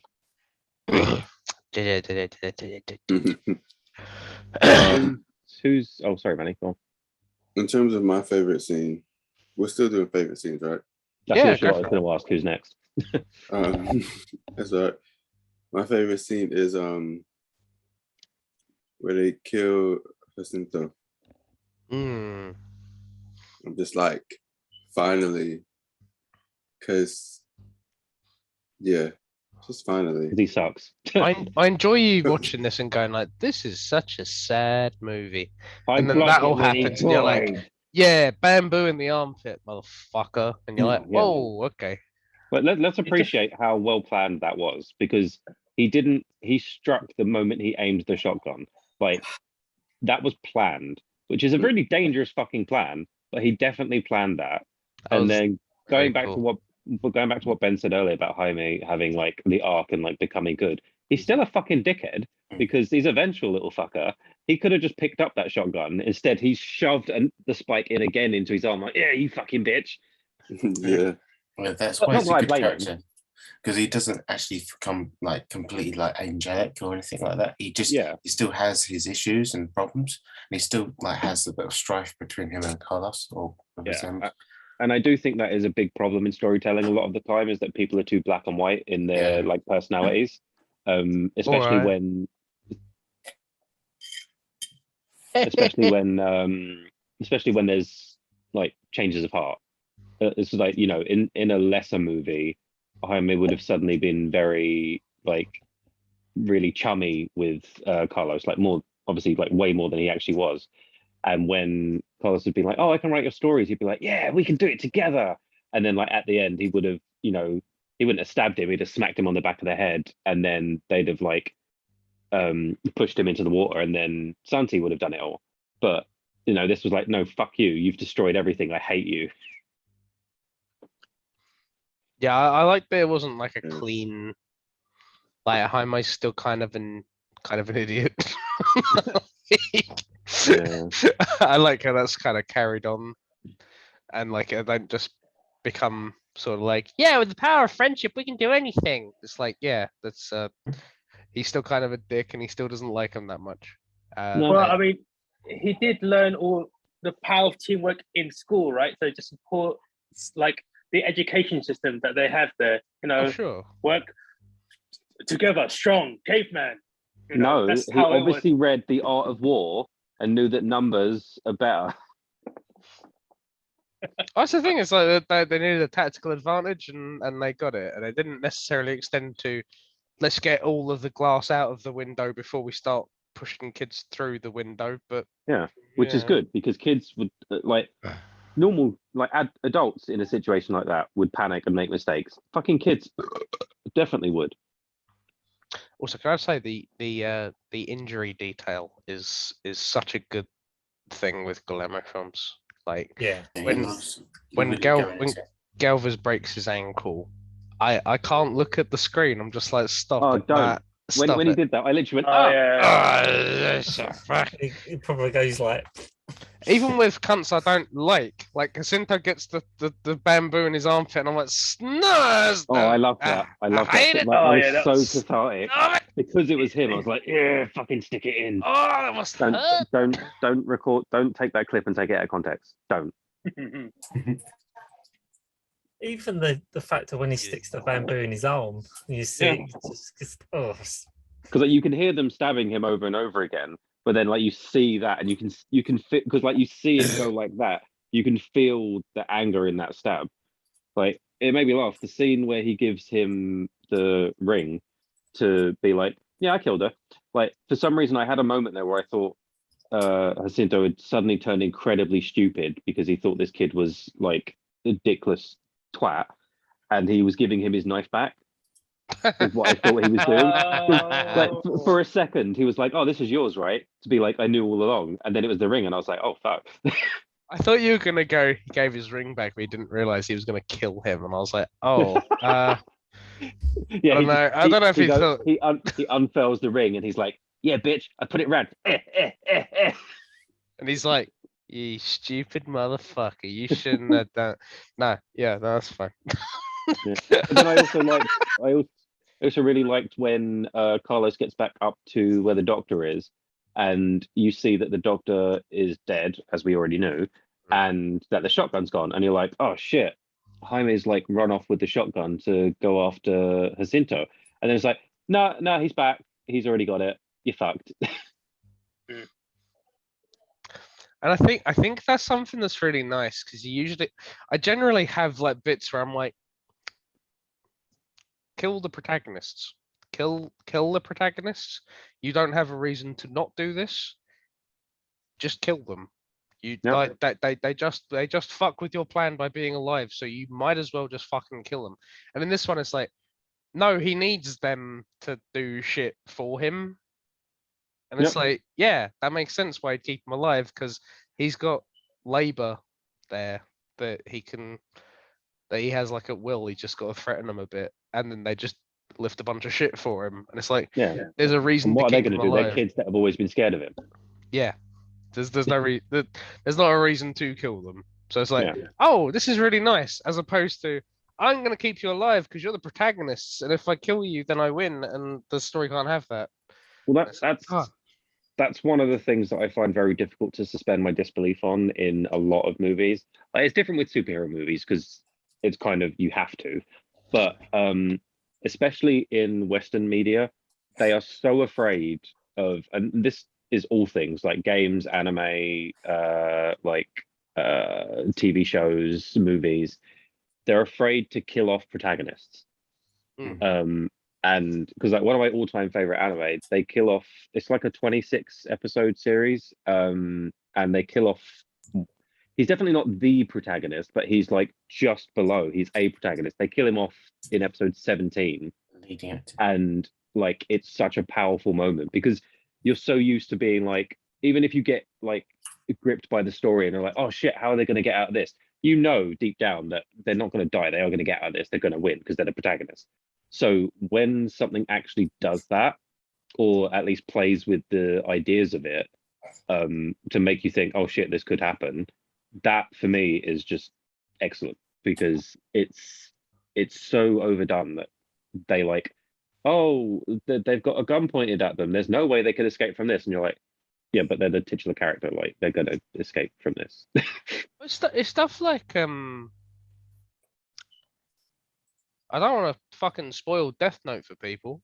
But Well, hang like, on.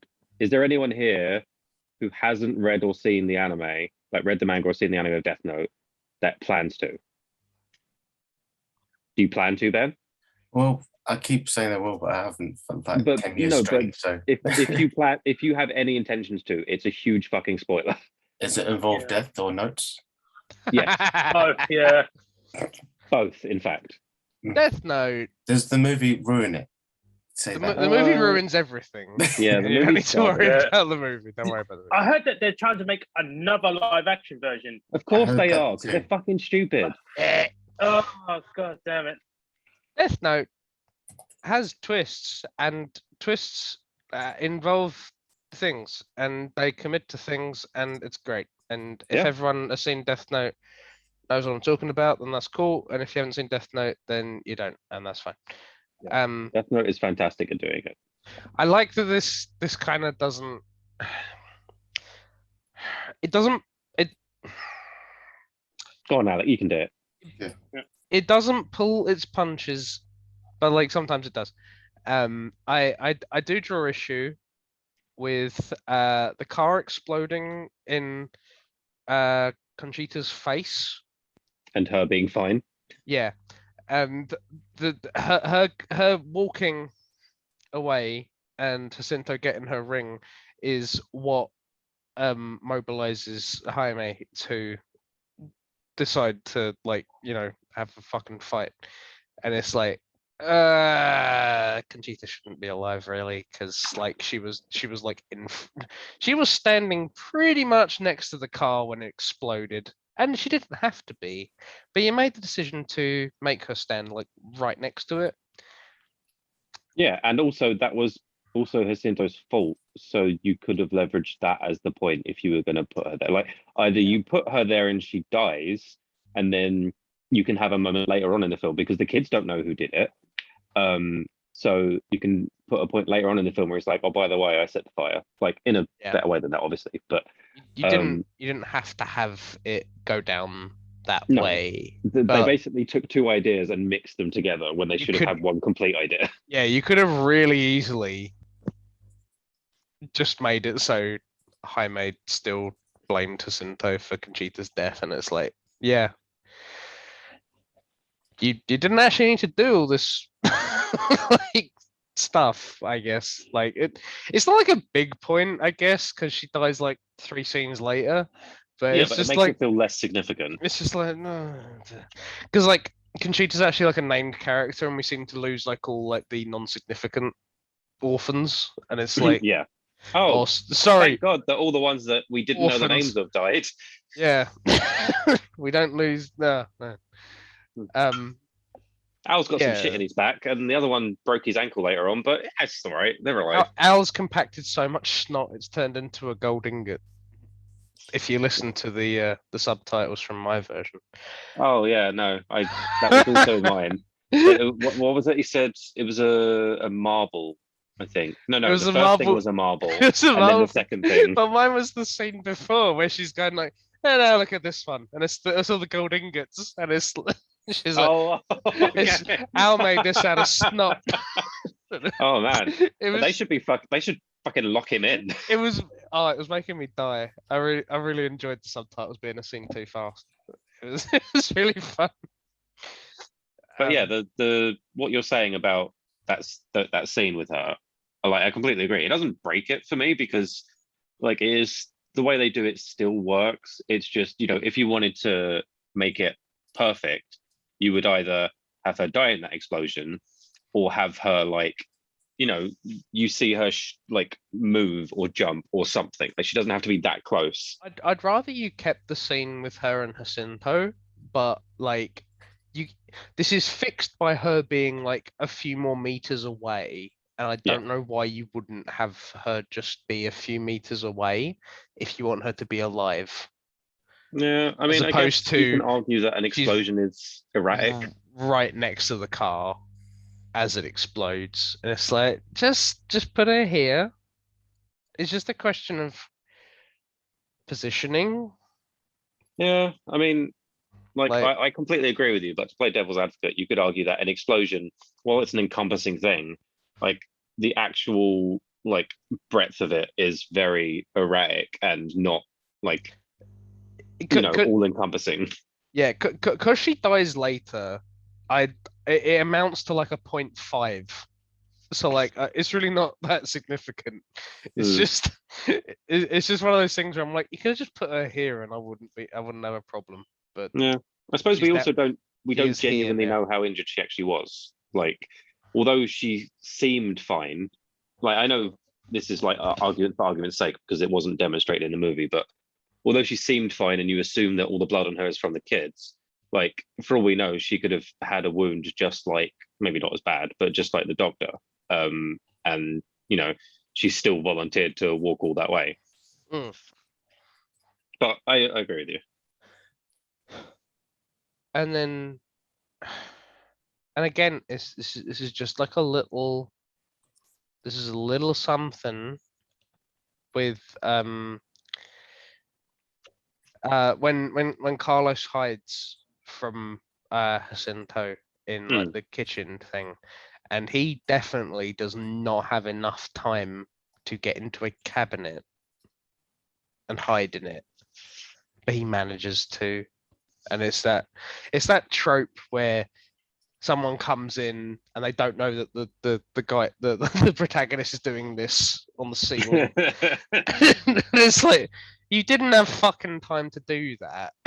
Like, get out of here. What made me laugh about that scene more is that it was dark. He literally could have just like hidden to the side of the door while he came in and then walked out and been fine. I know he's a kid, he was panicked, this, that, and the other. But as soon as that happened, I was like, I know they're doing this for the story, but he literally could have just walked out. Also, is Emmanuel being a ghost? Yes. Oh, that's his shoulder. That's a very offensive thing to say, Alex. I thought he was being a spooky ghost. Just no, sorry. Who else has got a favorite scene?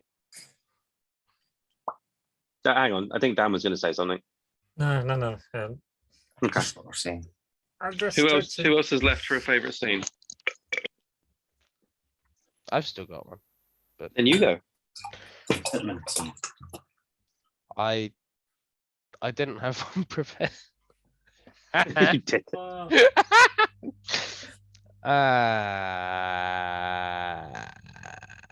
Yeah, I'm having trouble picking one as well because there's so many good scenes. I'm finding it hard to put one above the others.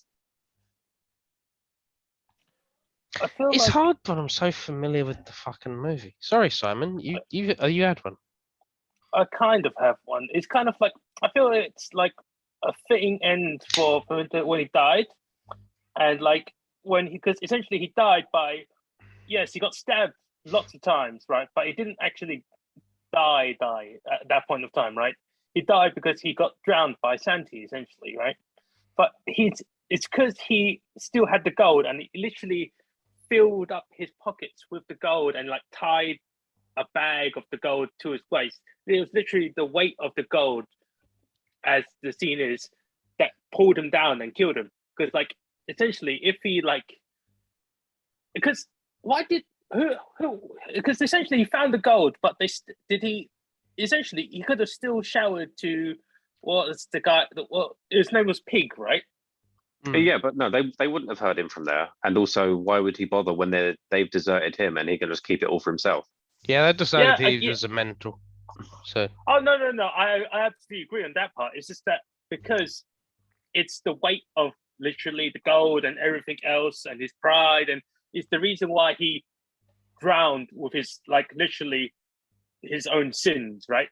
And like essentially because he killed Santi, and everything that has happened is his own. Is literally the what's that phrase that everyone keeps using? The architect of his own demise.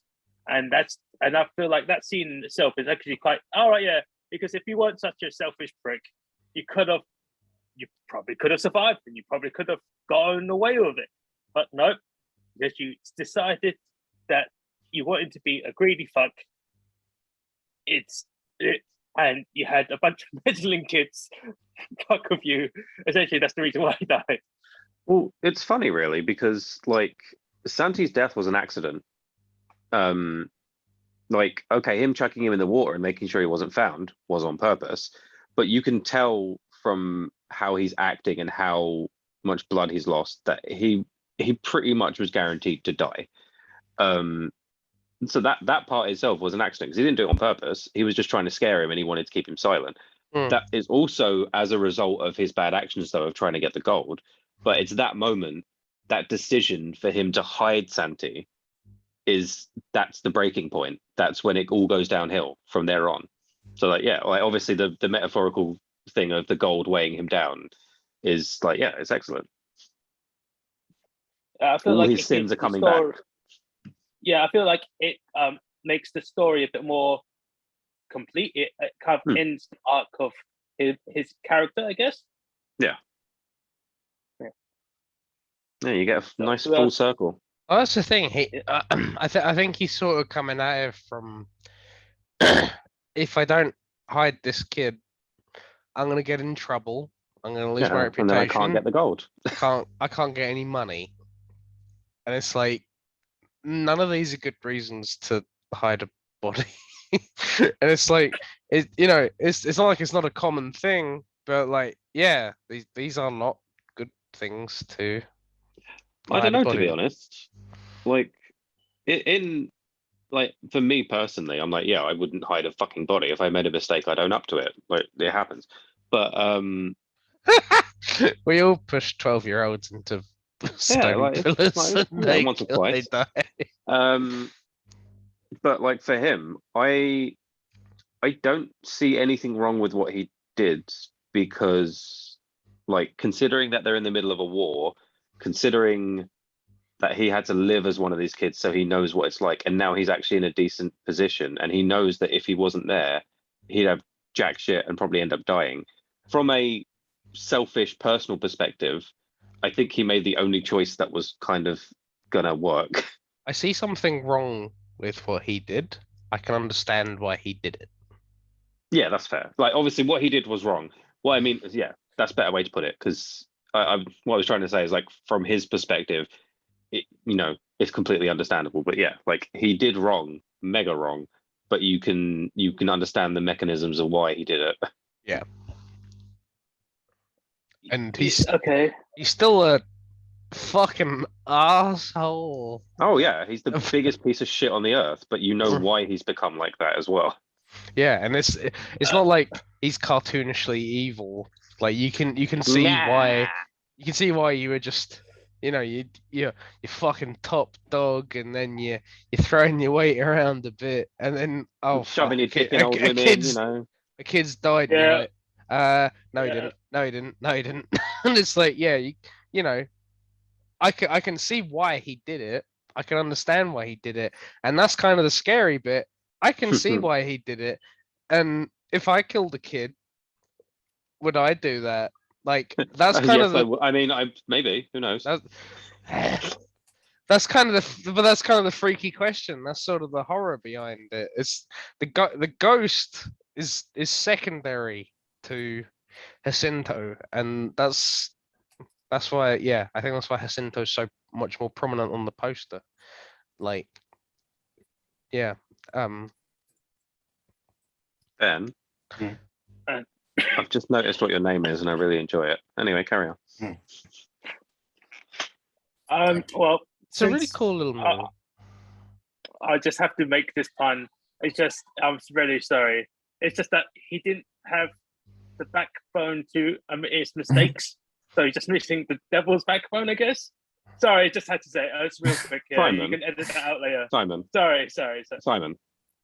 Yeah. When you make a joke like that, you stop before you say, "Oh, I guess the devil's back." But like, it was already a joke before you said that. You made it worse. Yeah. I know. I just couldn't help it. I mean, it's still pretty fucking bad, but it would have been better if you hadn't said the last part. Yeah. Sorry. Anyways, So, who else was for favorite scenes? Alec, what was your favorite scene?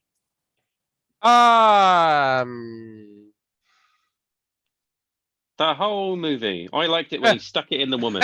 I liked that whole bit when it started and it carried on for 2 hours, and it was yeah.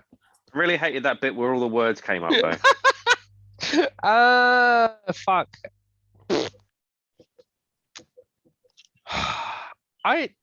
You know what's really bad is I spent like quite a while just fucking talking, and I did not think of it. It just left my head. I really hate the fucking favorite scene bit, and I know I came up with it because of Pulp Fiction, but I never think of it before I'd come into these. Neither do I, to be fair, unless there's like a really significant one that stands out, like if it's a comedy or something. I feel like there's like a reflex for it. Like you can just grab one. Yeah, but I'm having trouble with it with this movie as well, because there's a lot of good things and they all have payoffs, and it's whether you want the setup scene or the payoff scene. You know what? Actually, I did just think of it. There is one that I really like, and it links back to Pat's film actually.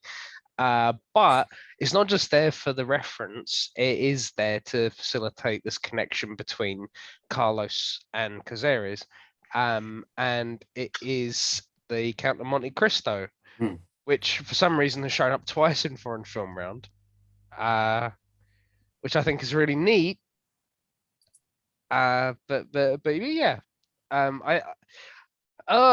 yeah, like John just said, do I like the setup? Do I like the payoff? I like the setup. I like the setup for it. Yeah, Carlos. Carlos thinks he's leaving in like 5 minutes, and then he quickly realizes he is not leaving.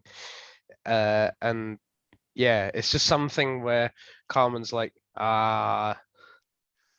you two will get on, and yeah, Cazares kind of goes like, yeah, fine, and he just makes friends with Carlos, and they just have a little chat about the Count of Monte Cristo, and I like that. I like how it comes in later when he's like, do you believe in ghosts? And he's like, yeah, there's none in the novel. Like, yeah, I think that's neat. Just little bits. This film really accentuates to me why Federico Lupi is Guillermo's favorite actor.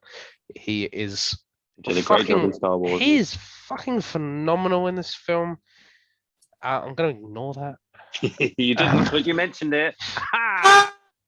But yeah, no, sorry. He's so good in this film. He's fantastic. I really like his character. I think he does a fantastic job. Yep. He has some fucking range. Yes. Oh, also, actually, I did think of another scene that I would like to mention. It's just after they have their first little encounter with Santi, and Carlos approaches Galvez, and he goes and gives him a toy, and he says, "You were the only kid who had a catapult who didn't fire a rock at me to break the little jug." And I appreciate and I appreciate that, and I bestow upon you a toy frog. And for Galvez, that's like the biggest fucking thing in the world. He's like, this is so fucking cool, and he's like, yeah, and it's just nice. I think that's a nice little scene to kind of give you an idea of who Carlos is, and he's just a nice kid. And if you really want to stretch the symbolism, it's a frog, and frogs. There's a metaphor about a frog in a well, and Santi was drowned in basically what's a well, and there's a bit of connection there if you really want to stretch it. Because he was Spanish, therefore he had webbed feet. Yeah. See? Yeah. But he couldn't swim because he got tied down and also had a head wound. Yeah, basically like a frog. Yeah. Someone take the ball off me. Who else has one? I decided I have to fucking remember it now. Should we check in on Emmanuel because it is his film next? Oh, he's still alive. That's good. Are you still good, for like? Are you still good for like 5 You're good minutes? for what? Yeah, yeah, Yeah, you good? Okay, yeah. Thanks. that's okay. I just we hadn't heard from you for a while, so I thought I'd check in. John, favorite scene. Let's go. Yeah, I decided that I was gonna pick like the conjoining of the setup and the payoff, but in talking about other stuff, I've fucking forgotten what it was now. Let's think about payoffs.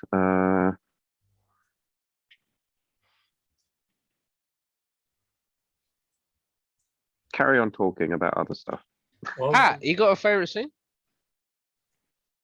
before that, I was just going to make a comment about they stab him with the sticks. Mm. It's a reference to the woolly mammoth as well. Mm-hmm. Think about it because he draws the picture and they're stabbing the woolly mammoth with the sticks. Yeah, well done, Dan. You are. Hey. I'm kidding. Humphrey is not I wrong. don't know. It'd be more embarrassing if he was wrong about that, and he's not. So Woolly mammoth.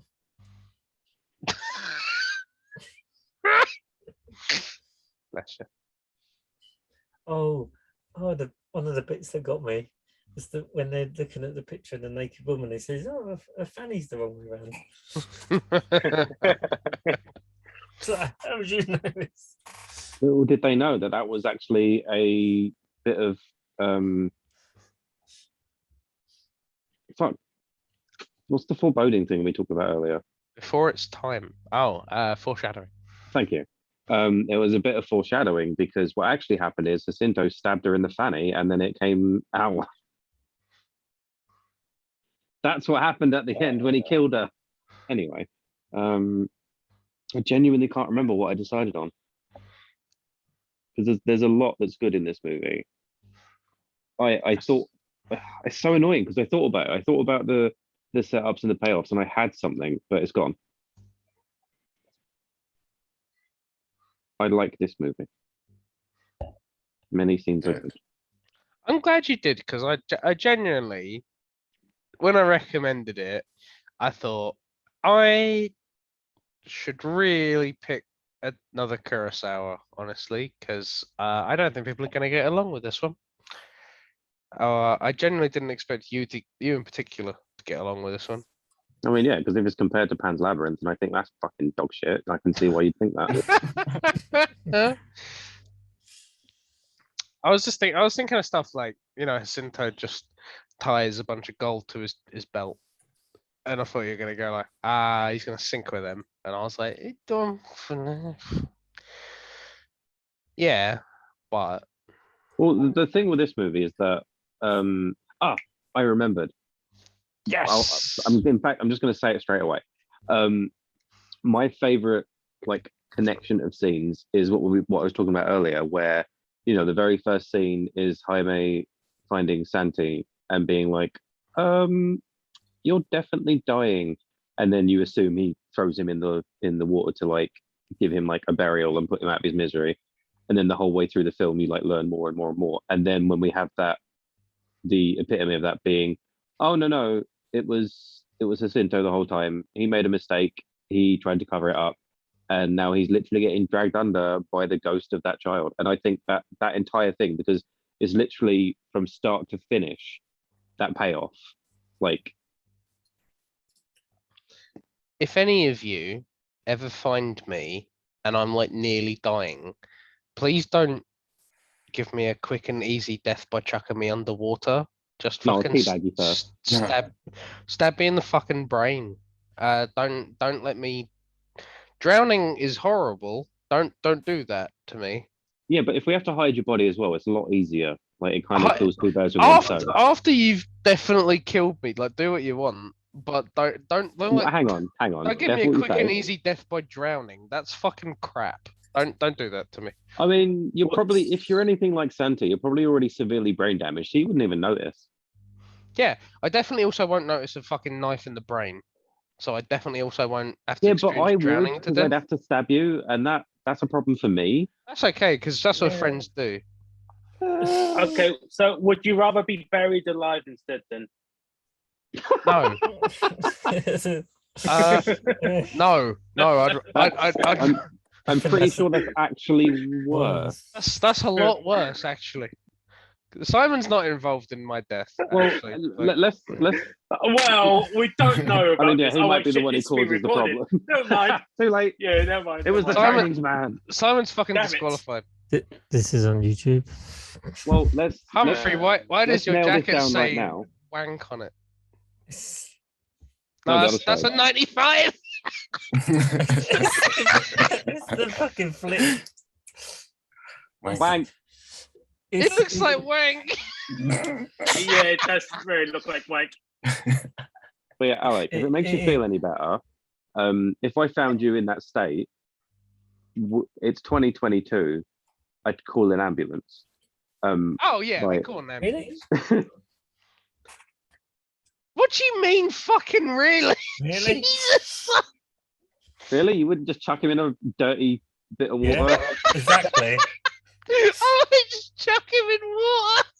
Well, look, Clean- actually, clean that's water? a good Nah, point. it's fine. A good point dirty is water. what is that water? Is that the water that's pumped through to their drinking water? I hope not. It From looked what pretty dirty.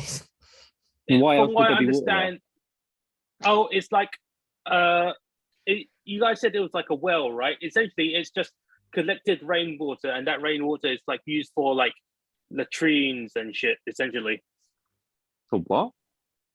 Shit, for like the toilets. Oh, so you don't think they were drinking that water? I hope not. No. It No, was no, I'm not saying that it would have been as is, like it would have been filtered and stuff, but I was actually thinking like, oh, could you imagine if that was actually the water they've been drinking the whole time? And that's why he was actually able to influence the jugs getting knocked over when he generally isn't able to touch most things. Do you think the person who drank that water designed Humphrey's hoodie? Well, it's not a hoodie. Because it Yeah, says wanker. it says wank on one, but it also says we are not Slipknot. No, it says even though I think that it was to promote Slipknot. We are not Slipknot. Your kind. Slipknot, your they gotta fire their marketing people. It's not good. It says Shit. we are not your kind. No, it doesn't. It says we are not Slipknot. We are not Slipknot. Yeah, it did say. Yeah, the more I look at it, it definitely says we're not Slipknot, right? We are Actually, not let's be more Slipknot. specific. It says Wank wank. 95. We are not Slipknot. Wank That's great. 95. So yeah, this is a very good movie with a very strong and powerful message, and I think I'm about to burp again. So I'm just going to keep talking for a sec until it happens. Absolutely. Well, Everyone remember, endings- we are not Slipknot. Wank 95. so No, ending I can only statements. manage like one now. I'm really happy with how this came out. I thought this would be a hard sell. I still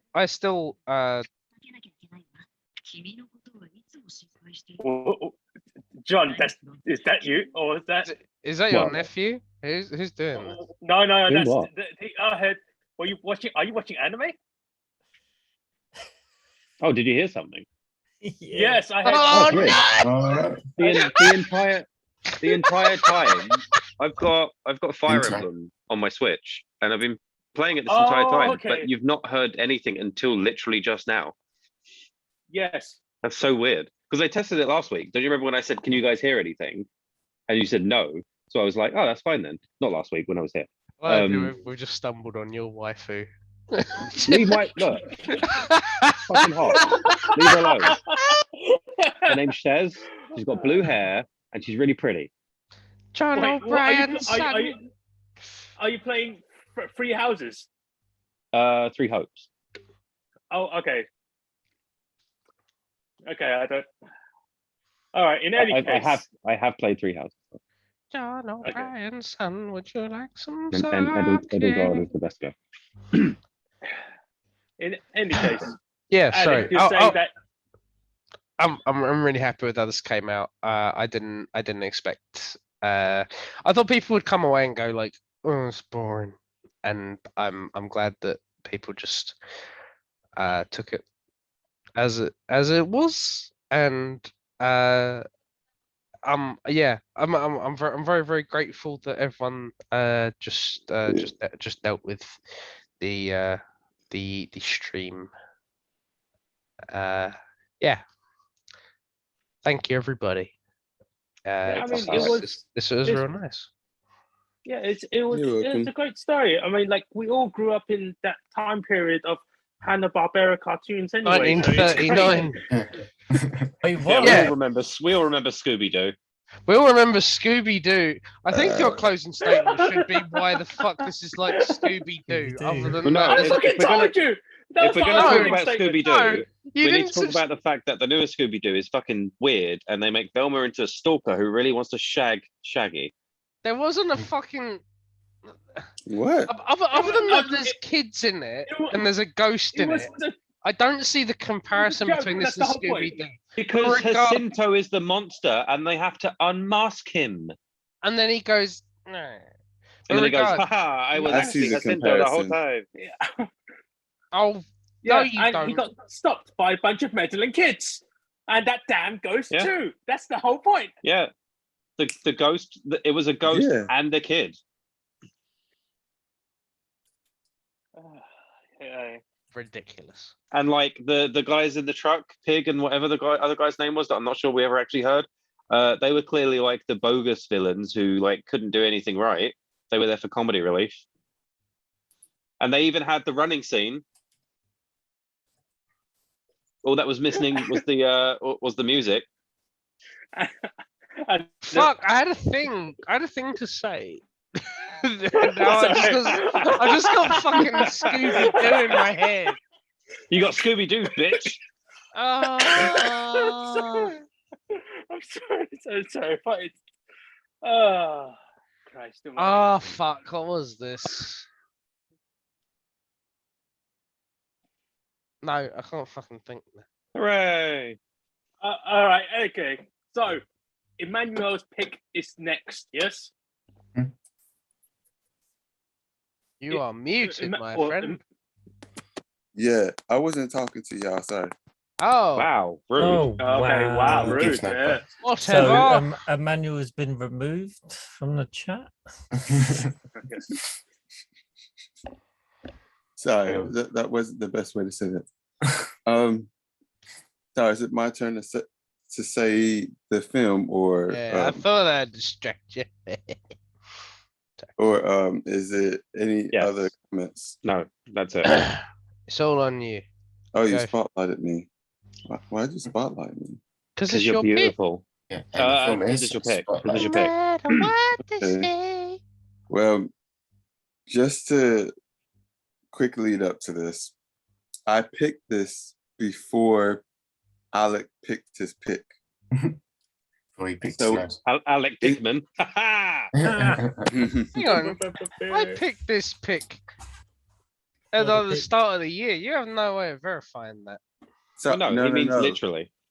Yeah. Before you said, "Oh, my pick this week is this." Oh, okay. Yeah, it's gonna seem like I picked this in response to your film, but I didn't. It's Pan's Labyrinth. No. It also. Is it called Satan's Spine? No, it's called The dog Okay. spicy arsehole. it's called Capernaum. Okay. Or is it Capernaum? Capernaum or Capernaum? I mean, you're the one who's picking it. Capernaum. The reason why I said this might seem deliberate is because they're both sad films. Oh. The main characters are both young boys going through just hard life situations and trying to survive through it. So, Is this 2018? yeah, Capernaum. yeah, Capernaum. Yeah. Nice. Okay. You can watch it on quite a few places. YouTube, Amazon Prime, Apple TV, or Curzon. It's all for rent, so it's nowhere for free. Mm.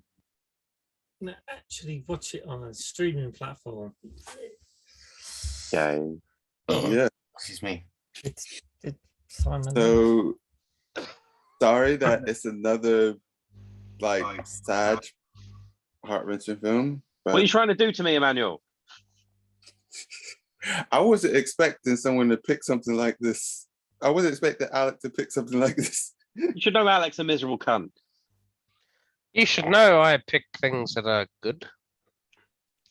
I didn't say goods. I said very similar to what I was going to pick. We got him. Hey, you know, Anyway, Emmanuel, sorry. you scored all the good bits good. Uh-huh. Yeah, that's my film. I haven't seen this before. I watched the trailer and was just like, you know what? I'll pick it. It's people said good things about it or rated it well. So I was like, you know what? I'm gonna pick something in I think this is Israeli. Yeah, it's a Lebanese film. Yeah. So you were saying pick something that's not what I usually would pick, or a nation I haven't picked before. And yeah. I admire your restraint to not pick an Asian film. Oh boy, have I got news for you. That's an English TV show. Yeah, fucking garbage. Oh, stop it. Oh Okay. man. But yeah, we'll see how this is together. I no one's seen this, have they? I've Nope. literally never heard of this before in my life. We will live and die together on this movie. This have you seen this before? He hasn't. No. Oh, this is good. Like most of my films, I pick. Well, I like this. We'll just go on a little adventure together, and then we might come at the end and go. "Oh, We might shit." come at the end. I mean, it might be really, really good. I mean, yeah, fair enough. She might even have her fatty on the right way around. Ah, no. Oh man. Yeah. Hey, yeah, there was no wanking in this one. I mean, Yeah. he was kind of wanking himself with her fanny. Ah, sounds like Oh my God. that sounds like a distinction without a difference. Yeah, if there's no kissing, it's just wanking, isn't it?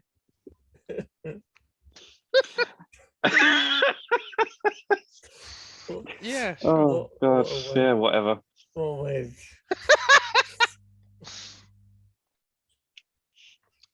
Yeah. Very Yeah, so anyway, fuck's sake. You disturbed Camilla. sorry, Camilla. She didn't realize she was in for this when she married you. Just John just saying weird shit. Yeah, I'm gonna ruin everyone's marriage.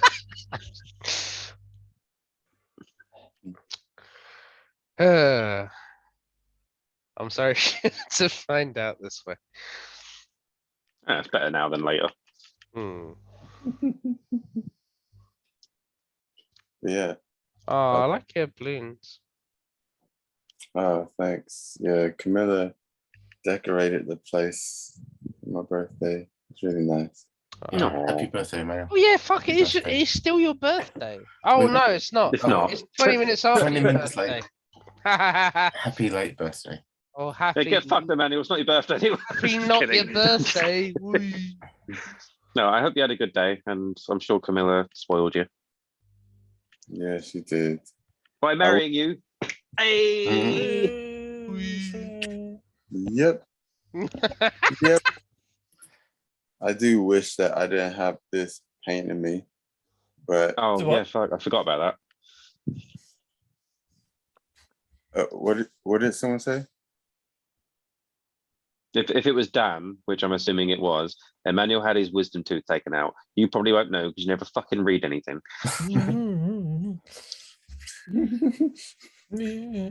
So All yeah. right, Dan, did you know? Oh, that Hi. was No, I didn't fucking think so. Sorry, that vape cloud made that 10 times more aggressive than it had to be. Sorry. When everything went black and white. Yeah. that was Did fire. you know? Ooh. Oh, Every time you want to make a point, it's just You didn't, did you? I'm gonna start doing that from now on. but yeah, it's a scary experience. Of course, yeah. Wisdom Yeah, tooth did- or was- John's vape? Is it done under like with sedation or general anesthetic? Local anesthetic. Oh, And they had to ooh. give me, it's the first time I've had it. And now I know they have to basically double dose me because my Yep. body, it like one is not enough. Emmanuel, They- we've